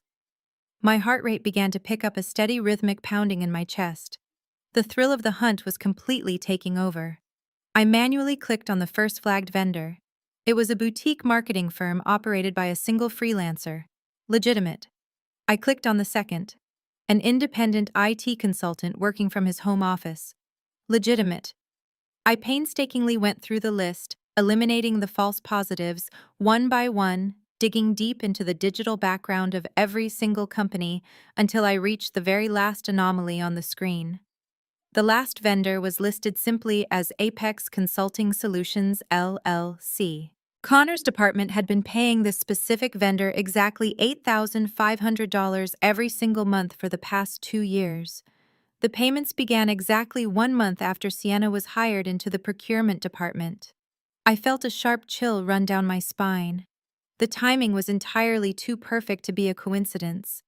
I pulled up the state business registry on my second monitor and typed in the name of the LLC. The results populated instantly. Apex Consulting Solutions was not a legitimate marketing firm. It was an opaque shell company registered in Delaware, a state famous for protecting corporate anonymity. but Delaware still requires a registered agent to receive legal correspondence. I pulled the initial incorporation documents, which were publicly available for a small municipal fee.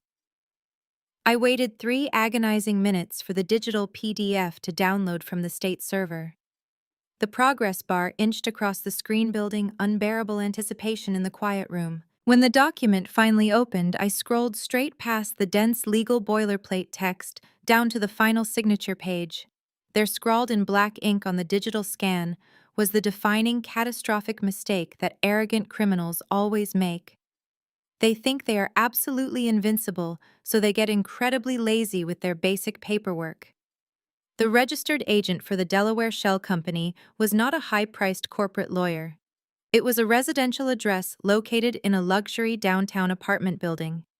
It was the exact same apartment building where Sienna lived before Connor boldly attempted to move her into my suburban guest room yesterday. The fatal flaw in his perfect corporate image was finally staring right back at me, completely exposing the massive fraud hiding beneath his arrogant executive facade. I sat still, staring at the document on my monitor. The residential address listed for the registered agent of Apex Consulting Solutions was not just any random apartment. It was Sienna's exact apartment number, the same apartment she had moved out of yesterday when Connor attempted to relocate her into my guest room. A cold, sharp wave of absolute clarity washed over me. Connor and Sienna were not just having a cliché office romance behind my back. They were actively engaged in a massive, coordinated corporate embezzlement scheme. I leaned forward and began tracing the financial web. As a forensic analyst, I know the most successful frauds are usually the most boring ones. People do not steal millions of dollars in a single dramatic heist. They steal slowly in increments small enough to fly under corporate auditors. $8,500 a month. That was the magic number. I pulled up the internal procurement logs from Connor's Logistics Corporation and isolated every single invoice submitted by Apex Consulting over the last 24 months. Each of the 24 invoices was identical in its vagueness. The line items simply read Strategic Market Analysis and Quarterly Vendor Optimization. There were no attached deliverables, no progress reports, and no physical products. It was thin air, billed at $8,500 monthly. The most damning part was the internal approval routing. I tracked the digital signatures attached to each authorization. Sienna manually entered the fake invoices into the corporate accounting system. She was the one generating the payment requests. And Connor, as the Vice President of Global Vendor Relations, was the one providing the final executive sign-off. He used his clearance to bypass secondary audits, claiming Apex was a confidential partner. They were sitting in their sleek corporate offices, smiling at their colleagues, while quietly siphoning over $200,000 of company money directly into a secret Delaware Shell account controlled entirely by a 28-year-old girl. My fingers flew across the mechanical keyboard as I dug even deeper into the digital routing numbers. I needed to see exactly how they were spending the stolen corporate funds. I ran a secondary trace on the outgoing wire transfers from the Apex Consulting bank account. The data populated on my screen in a long cascading list of luxury expenses. There were massive payments to 5-star resorts in the Maldives, expensive boutique shopping sprees in Paris, and private yacht rentals. Connor had not been paying for his lavish, cheating lifestyle using his own executive salary. He was entirely funding his massive ego and his young mistress using stolen corporate capital. Then my eyes caught a transaction that made my blood run cold. I saw a massive wire transfer for exactly $40,000, leaving the Apex Consulting Shell account. I traced the destination routing number and felt a sickening drop in my stomach. The stolen money did not go directly to the private jeweler. It was wired directly into our joint high-yield savings account. Connor had funneled the embezzled corporate funds into our shared marital bank account to wash the money, making it look like a legitimate personal savings deposit. Then, just 3 days later, he wired that exact same $40,000 out of our joint account to pay the private jeweler for Sienna's custom 3-carat emerald-cut diamond ring. He did not just use stolen money to buy his mistress a piece of jewelry. He actively used my name and my pristine banking history to launder the stolen funds. The sheer, unadulterated rage that flared inside my chest was completely blinding for a fraction of a second. Connor had unknowingly made me an unwitting accomplice to federal wire fraud. He had contaminated my secure financial sanctuary with his dirty stolen money. If the corporate auditors or the federal investigators had caught this anomaly before I did, they would have seen the stolen funds moving through an account with my name officially attached to it. He was willing to risk my entire professional career, my absolute freedom, and my flawless reputation just to buy a shiny rock for a girl he worked with. He was a complete liability and a profoundly dangerous man. I took a deep breath and forced the emotional rage back down, locking it away in a cold, dark box. Emotion makes you sloppy, and I needed to be absolutely flawless today. I opened a highly secure encrypted folder on my external hard drive and began compiling the ultimate execution dossier. I downloaded every single fake invoice Sienna had generated. I pulled the digital authorization logs capturing Connor's exact executive identification number and timestamp for every single fraudulent approval. I wanted concrete, undeniable proof that they were acting together in complete premeditated unison. But I needed the final nail in the coffin. I ran a metadata extraction script on the original digital invoices submitted to the accounting department. Every digital document carries an invisible fingerprint, detailing exactly where and when it was created. The Internet Protocol addresses populated on my screen, completely destroying any possible defense they might try to officially build. Half of the fake invoices were generated using the secure wireless network located inside Connor's corporate office building. But the other half were generated using the Internet Protocol address assigned to the wireless router, sitting right here in my suburban living room. Connor had actually sat on my expensive white sofa, drinking the artisan coffee I bought for him, while forging fake corporate documents to steal money for his mistress. I downloaded the network logs, the time-stamped metadata, the routing numbers, and the forged Delaware incorporation documents. I took high-resolution screenshots of Sienna's residential address matching the registered agent files. I compiled every single piece of raw data into a massive, highly organized digital portfolio. It was an absolute masterpiece of complete financial destruction. It was the kind of bulletproof forensic dossier that aggressive federal prosecutors dream about finding on their desks.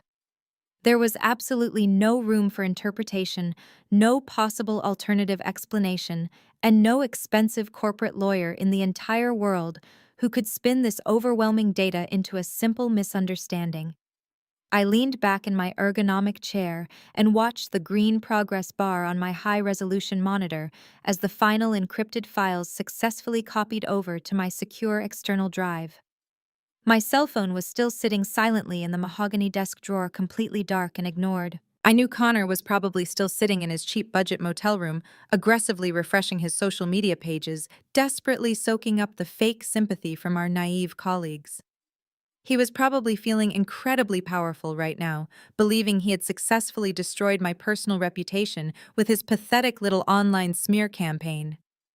He actually thought we were playing a petty game of social media optics. He had absolutely no idea that I was currently holding a one-way ticket to a federal prison facility with his name boldly printed right on the front. I safely ejected the hard drive from my computer, held the cool metal casing tightly in the palm of my hand, and allowed myself to finally smile. I safely ejected the encrypted hard drive from my computer and held the cool metal casing tightly in the palm of my hand. This small rectangular device held the absolute destruction of Connor and his entire arrogant existence. I had the forged Delaware incorporation documents, the time-stamped Internet Protocol network logs, and the exact routing numbers proving he embezzled $200,000 from his own logistics corporation. But having the nuclear codes is only half the battle. You have to know exactly when and where to drop the bomb to ensure maximum casualties. If I handed this dossier over to the local police or his corporate human resources department, he would have time to spin a defense. He would hire an expensive defense attorney. He would blame Sienna for the financial discrepancies, and his mother Beatrice would loudly rally their entire social circle to fund his legal fees. He would drag the legal process out for years, playing the victim in the press and bleeding my finances dry in endless divorce court hearings. I could not allow that to happen. I needed a setting where he felt completely invincible. I needed him to gather his entire toxic family, his mistress, and his enablers in one single room so I could trap them all at once. A narcissist will only walk into a trap if they genuinely believe they are the ones setting it. I needed to feed his massive ego until it was completely blinding him to the reality of his situation. I opened my desk drawer and finally picked up my cell phone. The screen was still cluttered with notifications from the ridiculous social media smear campaign Connor had launched the night before. I ignored all the fake sympathy comments and opened my text message thread with him. I stared at the last message he had sent me 10 hours ago, calling me a vindictive, psychotic monster. I took a slow, deep breath and forced my fingers to type out the most pathetic, defeated message I could possibly construct. I had to swallow my pride completely to sell the illusion. I typed, "Connor, you win. I am completely exhausted, and I cannot handle this public digital circus anymore. The social media posts are ruining my mental health, and Derek has been texting me horrible things all night. I am stepping down from the fight. You can have the suburban house and we can split the offshore trust funds. I just want this nightmare to be over so we can both move on with our lives quietly. Please tell your mother and brother to stop harassing me online. Let us arrange a private emergency mediation meeting tomorrow afternoon to sign a post-nuptial separation agreement and divide the physical assets." I hit the send button and placed the phone flat on my mahogany desk. It was a masterpiece of psychological manipulation. I validated his online bullying, I surrendered the highly contested luxury property, and I begged for absolute mercy. It did not even take 3 full minutes for the reply indicator to pop up on my screen. I could vividly picture him sitting in his cheap budget motel room staring at his phone with a massive triumphant smirk spreading across his face. He probably turned to Sienna immediately, bragging about how his aggressive tactics had completely broken my resolve. He probably called Beatrice to gloat about how the woman who thought she was so smart and independent had finally crumbled under the weight of their superior family dominance. My phone vibrated with his response. I picked it up and read his words.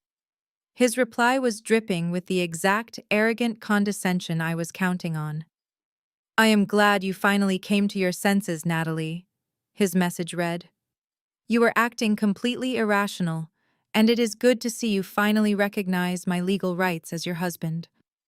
I agree that a swift, quiet mediation is the best path forward for everyone involved. But I am not doing this alone. You have proven that you cannot be trusted with financial assets. My mother Beatrice and my brother Derek will be attending the mediation to serve as my personal witnesses and to ensure you do not try any more sneaky accounting tricks. Sienna will also be there since she will be moving back into the house with me. We will meet at the downtown executive boardroom at 2:00 sharp tomorrow. Do not be late." I read his text message twice and let out a soft, genuine laugh. He was doing the heavy lifting for me. I wanted all of them in the same room, but I knew if I invited Beatrice and Derek myself, Connor would get suspicious. By making him believe that bringing his toxic enablers was his own brilliant strategic idea, he was willingly locking himself inside the exact cage I had built for him. He wanted his family there to witness my ultimate humiliation and defeat. He wanted Sienna there to claim her final victory over the older, financially independent wife. I quickly typed a short, submissive reply confirming the time and the location. "See you tomorrow at 2, I wrote. I will bring the printed asset transfer documents. Now that the physical stage was perfectly set, I needed to secure my legal representation. I could not walk into that boardroom alone and hand them the forensic evidence. I needed a legal executioner who possessed the authority to completely destroy them without a single ounce of hesitation or mercy. I needed someone who despised Connor's toxic family dynamic just as much as I did. I opened my contacts and scrolled down to a very specific name, Jasmine. Jasmine is a fiercely intelligent African-American corporate litigation attorney who has spent the last 5 years quietly observing the disgusting narcissism of her husband's family. We had always shared a silent mutual understanding at miserable holiday dinners, rolling our eyes whenever Beatrice started praising her golden child, Connor. Jasmine knew exactly who they were, and she despised how Derek constantly enabled his brother's terrible behavior. I dialed her direct office line. "Jasmine," I said, keeping my tone, "I have a massive corporate embezzlement case involving a senior vice president creating fraudulent Delaware shell companies to funnel stolen capital. I have the metadata, the forged signatures, and the direct wire transfers perfectly documented. I need a corporate litigator to represent me at an emergency asset mediation tomorrow afternoon at 2 o'clock. I know you usually require a massive retainer, Jasmine," I continued, "but I promise you this specific case is going to be the most satisfying career victory you will ever experience." When I told her the name of the vice president, the silence on the phone stretched for several heavy seconds. Then I heard a low, sharp laugh. "I will clear my entire afternoon schedule, Natalie," she replied, her voice filled with a dangerous, absolute certainty. "Send me the encrypted digital files right now." I hung up the phone and looked out the window. The trap was perfectly set, the legal snare was tightly woven, and the arrogant rats were happily marching straight toward the cheese. The downtown executive boardroom was located on the 42nd floor of a high-end commercial glass skyscraper overlooking the sprawling Chicago skyline. The room was designed entirely for high-stakes corporate intimidation. It featured a massive polished mahogany table spanning 20 feet long, heavy leather executive chairs, and floor-to-ceiling windows that cast a cold, imposing light across the spacious room. I arrived 30 minutes early. I wore a tailored charcoal gray suit, my hair pulled back into a sleek professional bun, and my posture completely straight. I sat at the far end of the long mahogany table with my hands resting quietly in my lap. I did not bring any thick binders today. I did not bring any printed spreadsheets. I only brought my smartphone, which was sitting face down on the polished wood. I looked out at the tiny cars moving through the city streets far below, taking a slow, deep breath to steady my heart rate. The trap was perfectly constructed, and the bait had been completely swallowed. Now I just had to wait for the rats to blindly walk into the cage. Exactly at 2 o'clock, the heavy frosted glass doors of the boardroom swung open with an aggressive push. Connor walked in first. He was wearing a brand new navy blue designer suit, perfectly tailored, attempting to project the absolute image of a powerful, victorious executive. But the dark circles under his eyes betrayed the reality of his cheap motel room. Right behind him marched his toxic entourage. His older brother Derek walked in with his chest puffed out, wearing an ill-fitting gray suit and an expression of pure, unadulterated hostility. Beatrice followed closely behind, carrying a large designer handbag and looking around the luxury boardroom with a smug, satisfied smile as if she personally owned the building. And finally, trailing slightly behind them was Sienna. She was wearing a completely inappropriate tight white dress, her blonde hair perfectly curled, and she made sure to keep her left hand prominently displayed so the 3-carat emerald-cut diamond ring could catch the bright overhead fluorescent lighting. They moved as a single arrogant unit. They did not sit randomly. They deliberately took the 4 heavy leather chairs directly across from me, forming a unified physical wall of opposition. They wanted me to feel completely isolated, outnumbered, and entirely defenseless. Connor did not even bother to offer a formal greeting. He unbuttoned his suit jacket, sat down in the center chair, and placed a sleek leather briefcase onto the mahogany table. He popped the gold latches open and pulled out a thick stack of legal paper bound together by a heavy black clip. With a deeply condescending smirk playing on his lips, he placed his hand flat on the document and pushed it firmly across the long, smooth surface of the table. The heavy paper slid directly until it stopped right in front of me. I looked down at the bold, printed title. It was a formal post-nuptial separation and asset division agreement. "Go ahead and read it," Natalie, Connor said, his voice echoing loudly in the quiet boardroom. My legal team drafted it this morning. It is incredibly generous considering the severe emotional distress and the completely unhinged public humiliation you caused me this week. But since you finally realized you cannot legally evict me or steal my assets, I am willing to settle this quietly to save you from a lengthy, embarrassing court battle. All you have to do is sign on the last page, and I will tell my family to back off. I did not touch the document. I simply leaned forward slightly and let my eyes scan the first page. The demands outlined in the legal text were not just predatory, they were absolutely delusional. The document formally requested that I immediately transfer the sole ownership of my $1.2 million suburban estate directly into his name so he and Sienna could reside there permanently. It demanded that I completely dissolve my secure offshore trust account and split the $450,000 right down the middle, giving him half of my corporate bonuses. But the most staggering piece of absolute arrogance was listed on page 3. Connor was legally requesting a mandatory spousal support payment of $6,000 every single month for the next 5 years. The legal justification printed on the document claimed that my hostile actions had severely damaged his executive living standards and that he required financial maintenance to support his professional lifestyle. He was literally demanding that I finance his new life with his 28-year-old mistress. He wanted me to buy him the house, give him my savings, and pay him a monthly salary for the privilege of being cheated on. Before I could even process the sheer magnitude of his financial audacity, Derek leaned heavily over the mahogany table. He pointed a thick, aggressive finger directly at my face. "You better pick up a pen and sign that paper right now, Natalie." Derek sneered, his voice dripping with pure toxic aggression. "You are incredibly lucky my brother is a forgiving man. If it were me, I would drag you through civil court and completely destroy whatever is left of your miserable little career. You committed financial abuse, you locked him out of his marital property, and you acted like a complete psychopath. You owe him that house and you owe him that money. You should be thanking him on your hands and knees for not suing you for public defamation after the way you treated him at the gala.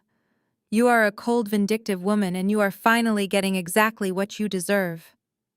Derek crossed his arms tightly, looking at me with an expression of absolute hatred. He truly believed he was intimidating me. He thought his loud, booming voice and his physical aggression would force me to blindly surrender my entire life savings out of sheer terror. Beatrice immediately chimed in, nodding vigorously in agreement with her older son. "Derek is absolutely right, Natalie," she said, adjusting her expensive handbag on the table. "You tried to play your little financial control games, and you failed miserably. You cannot just buy a man and expect him to stay with you when you treat him so poorly. Connor deserves a woman who respects him and builds him up, not a human calculator who freezes his bank accounts. Just sign the papers and go back to your lonely little spreadsheets." Sienna, sitting silently at the end of their lineup, let out a soft, mocking giggle. She reached up and casually pushed a strand of blonde hair behind her ear, making sure the diamond ring flashed brightly one more time. She was completely reveling in the moment, absolutely certain that her new luxury life was fully secured in ink. They all sat there staring at me with deeply satisfied expressions, waiting for me to break down, cry, and sign away my entire future. I looked at the 4 of them sitting in a row. They were so blinded by their own collective narcissism and their shared greed that they could not see the massive reality bearing down on them. They actually believed they held all the power in this room. They thought I was sitting here alone because I had no friends, no family, and no legal defense. They thought my silence was an admission of total defeat. I slowly reached out and placed my hand gently on top of their ridiculous post-nuptial agreement. The paper felt cheap under my fingertips. I did not feel an ounce of fear. I did not feel sad. I felt a profound, cold sense of absolute power. I knew exactly what was waiting in the heavy forensic dossier I had compiled. I knew exactly what was about to happen to Connor's perfect corporate image, his freedom, and his stolen money. I looked directly into Connor's arrogant eyes and offered him a very small, chilling smile. I tapped my manicured fingernail against the mahogany table twice. The sound was sharp and definitive.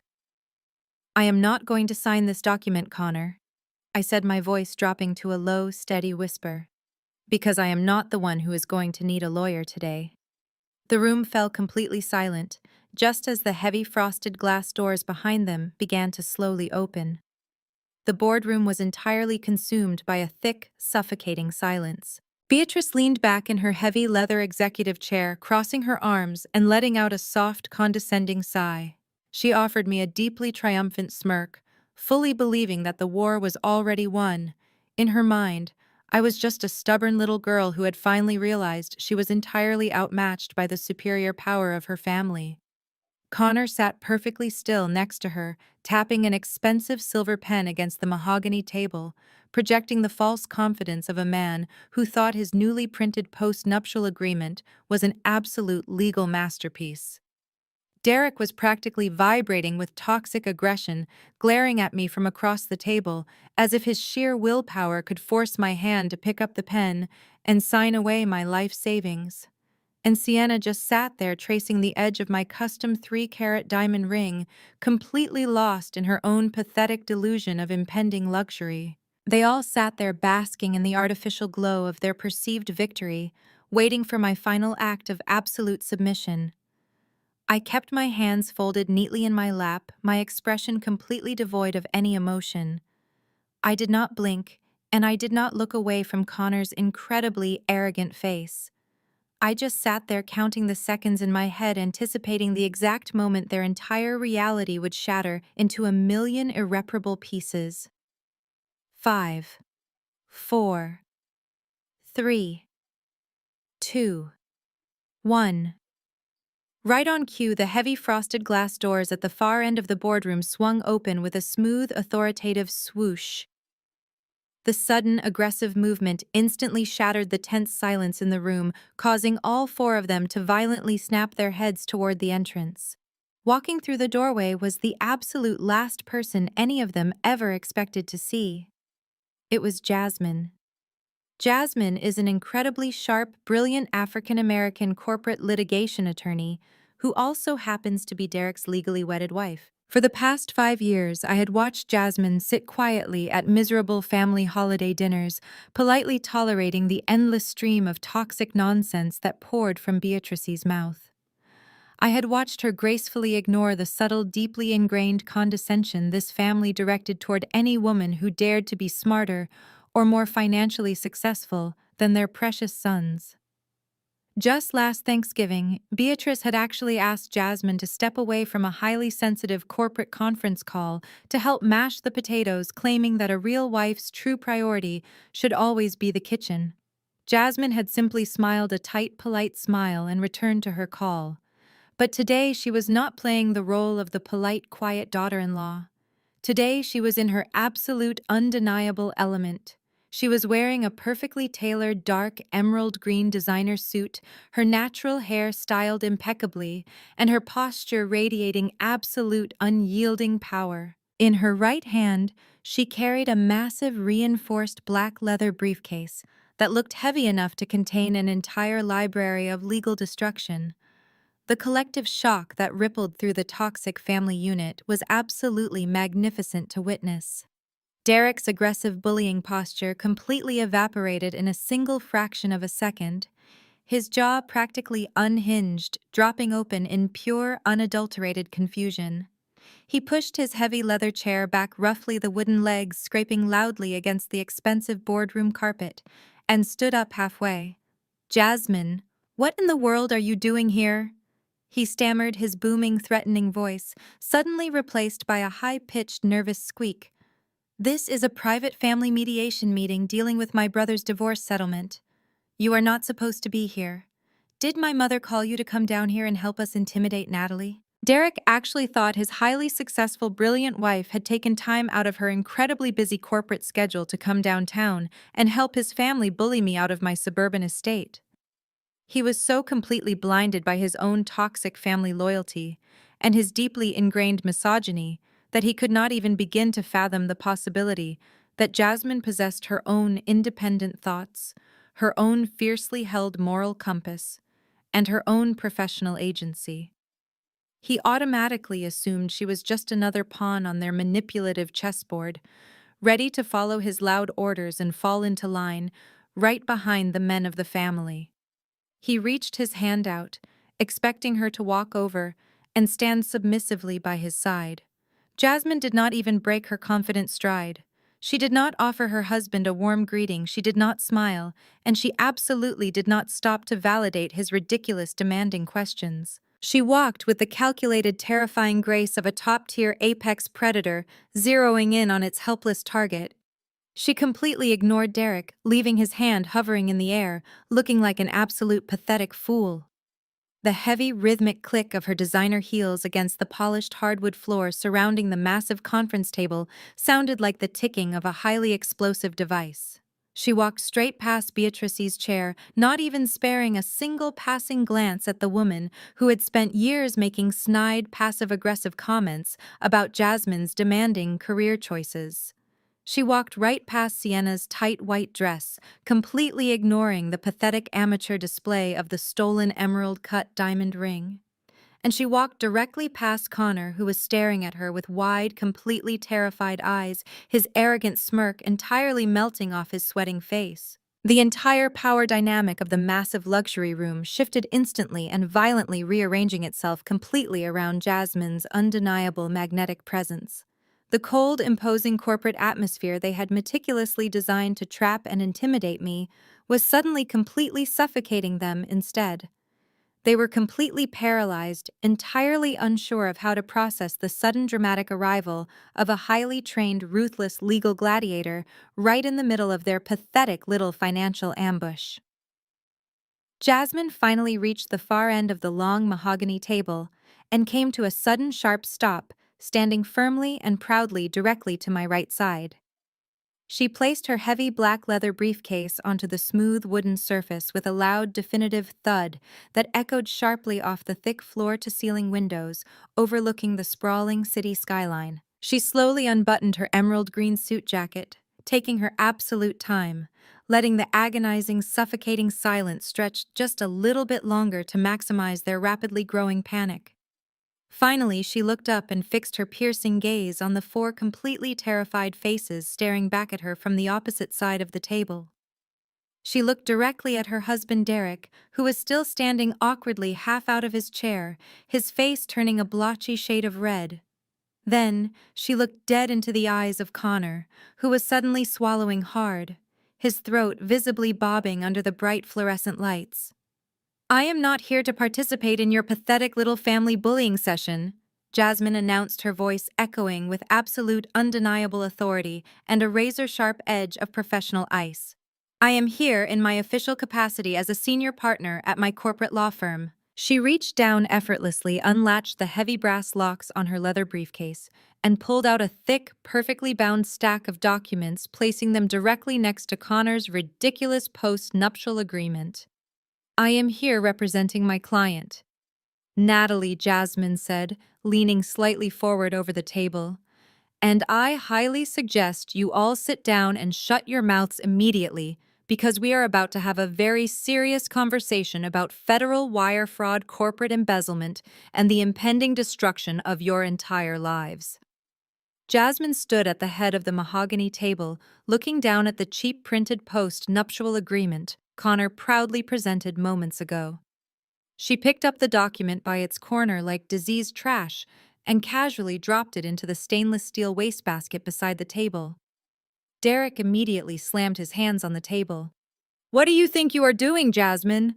he yelled, his face turning purple. "This is none of your business. You are my wife and you should be supporting your family." Jasmine did not even flinch. She slowly turned her head and fixed him with a stare so icy it could have frozen the entire room. "I am a senior partner in corporate litigation, Derek," she replied, her voice eerily calm. "When I step inside a boardroom, I do not have a husband, and I certainly do not have a mother-in-law. I have a client and opposing counsel. Since Connor was stupid enough to walk in here without legal representation, I am going to speak very slowly so all of you understand exactly how much danger you are in. Sit down and shut your mouth, Derek, before I make you leave this building in handcuffs. Derek swallowed hard, his aggressive posture collapsing instantly as he sank back into his heavy leather chair. Beatrice tried to speak, but the sheer terrifying authority radiating from her daughter-in-law forced the older woman to snap her mouth completely shut. With the room completely silenced, Jasmine reached into her black leather briefcase. She pulled out the massive encrypted forensic dossier I meticulously compiled the night before.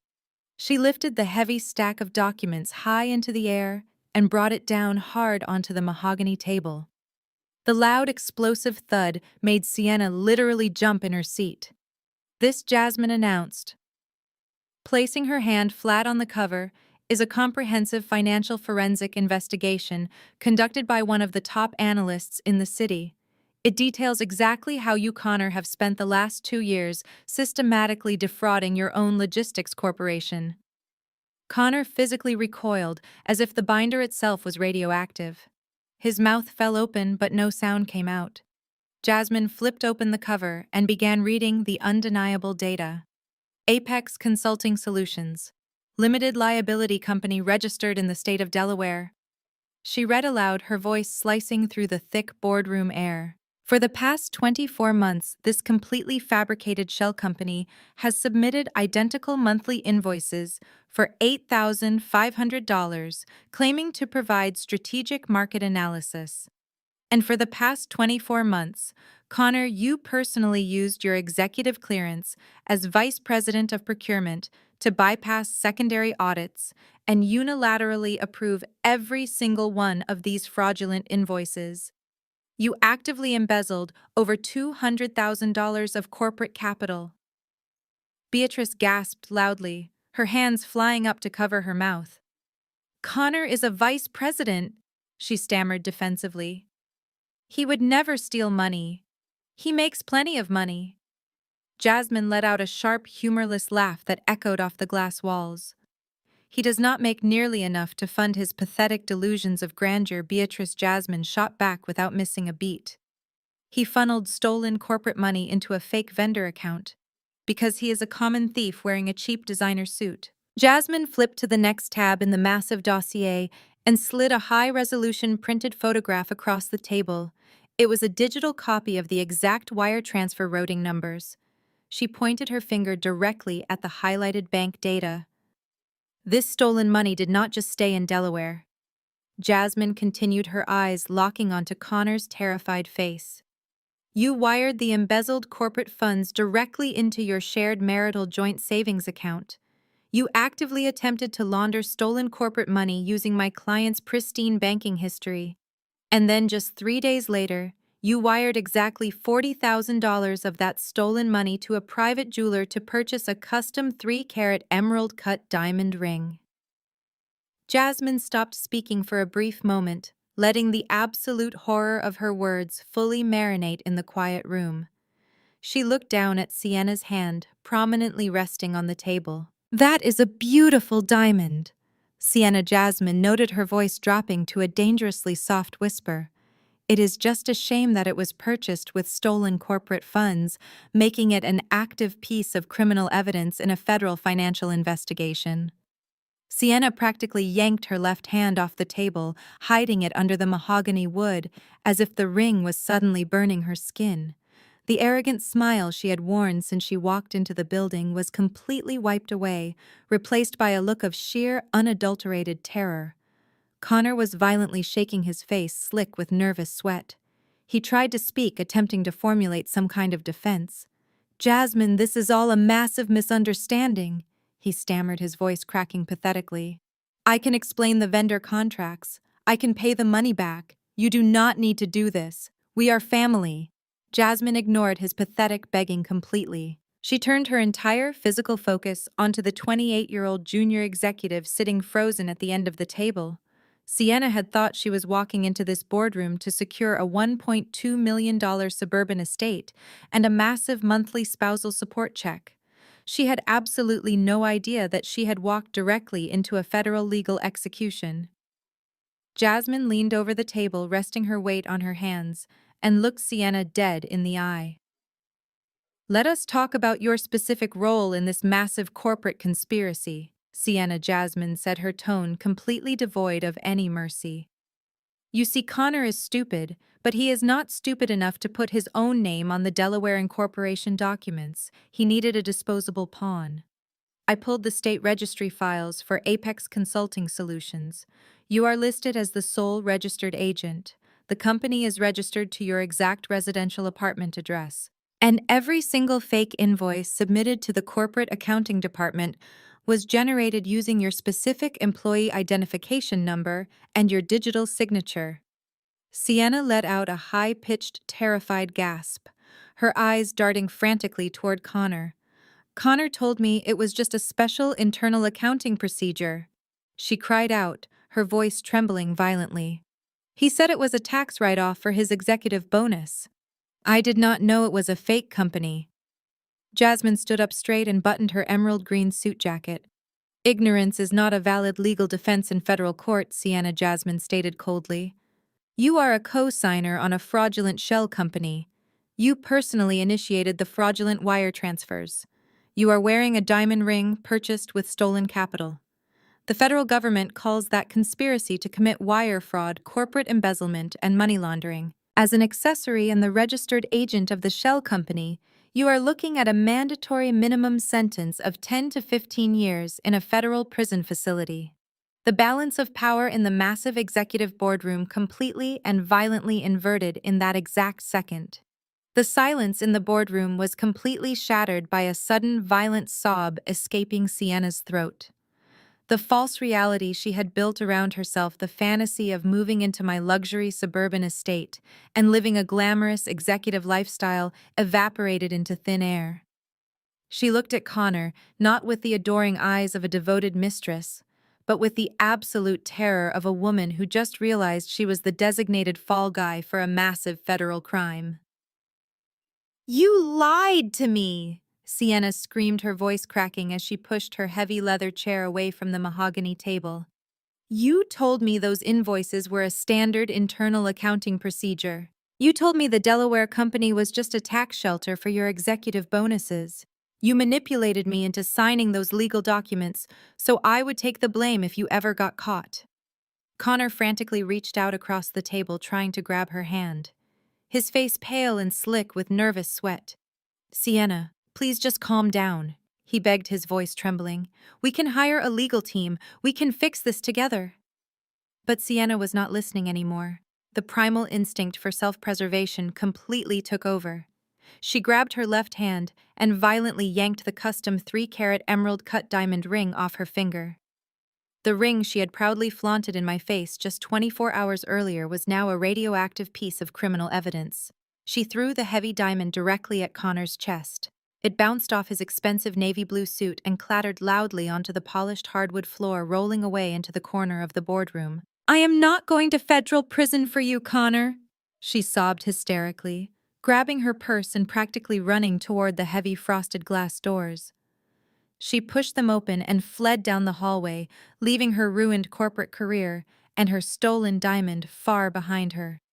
The toxic alliance was instantly and permanently severed. Derek, who had been so incredibly loud and aggressive just 10 minutes ago, was completely silent, staring down at the mahogany table, refusing to make eye contact with anyone. He realized that his loud bullying tactics were completely useless against federal financial charges. Beatrice, however, completely lost her composure. The arrogant smugness melted off her face, replaced by genuine hysterical tears. She covered her face with her hands, sobbing loudly. "Connor, please tell me this is not true," she cried out, her voice muffled by her shaking hands. "You are a vice president. You are a good boy. Tell them you did not steal that money." But Connor could not comfort his mother. The sheer gravity of the situation finally crushed the last remaining ounce of his massive ego. He slowly stood up from his chair, his legs shaking so badly they could barely support his weight. He looked at the massive forensic dossier sitting on the table, and then he looked at me. Without a single word of his usual arrogant gaslighting, he slowly lowered himself down onto his knees, right there on the expensive corporate carpet. He placed his hands flat on the floor, bowing his head in absolute defeat. "Natalie, please," he whispered, his voice breaking into pathetic, desperate sobs. "I am begging you. Do not give that folder to the authorities. I will give you the house. I will sign the divorce papers right now.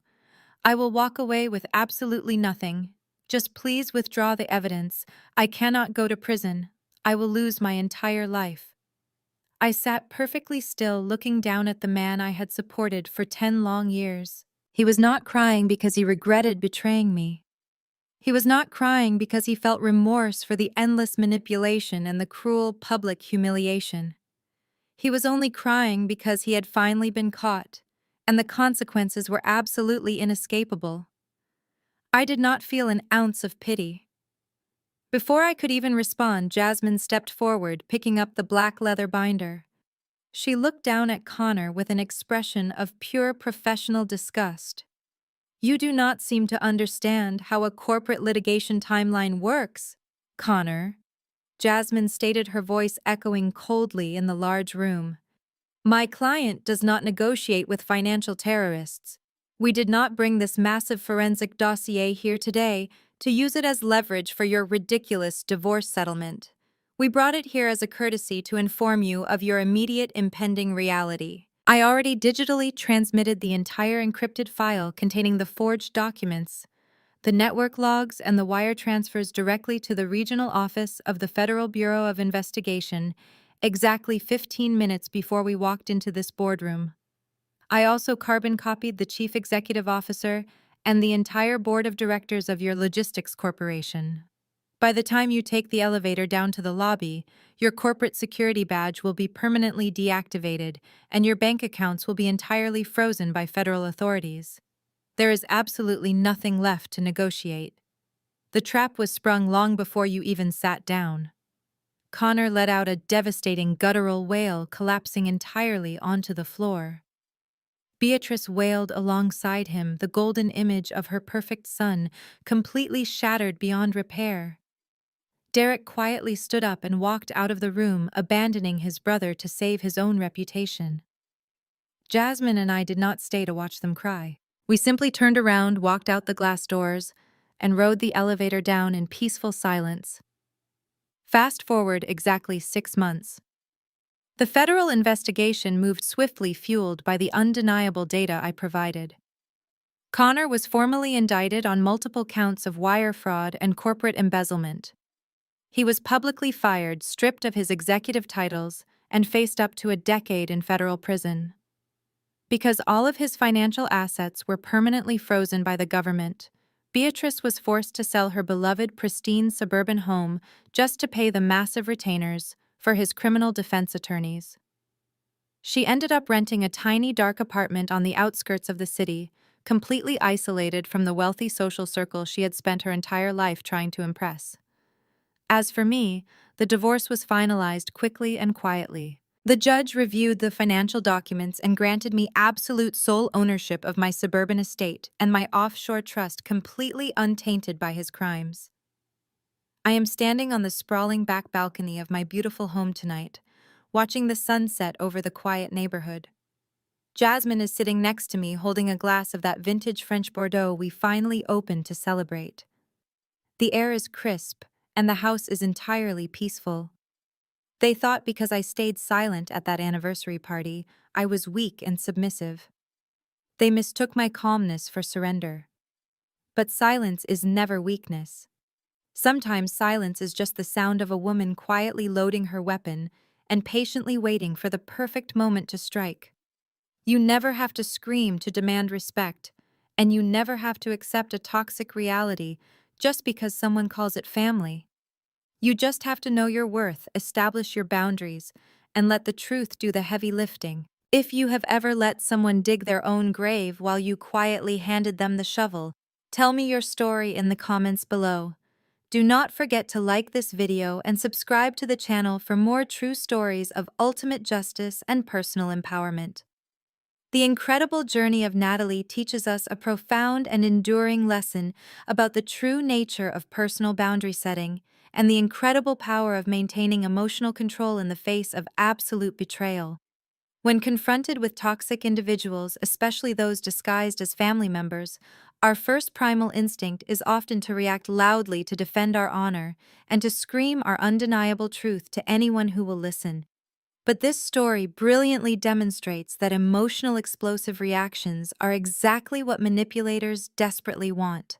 They feed on your chaotic energy, using your very natural anger to paint you as the unstable villain in their meticulously crafted victim narrative. Natalie chose a vastly different path.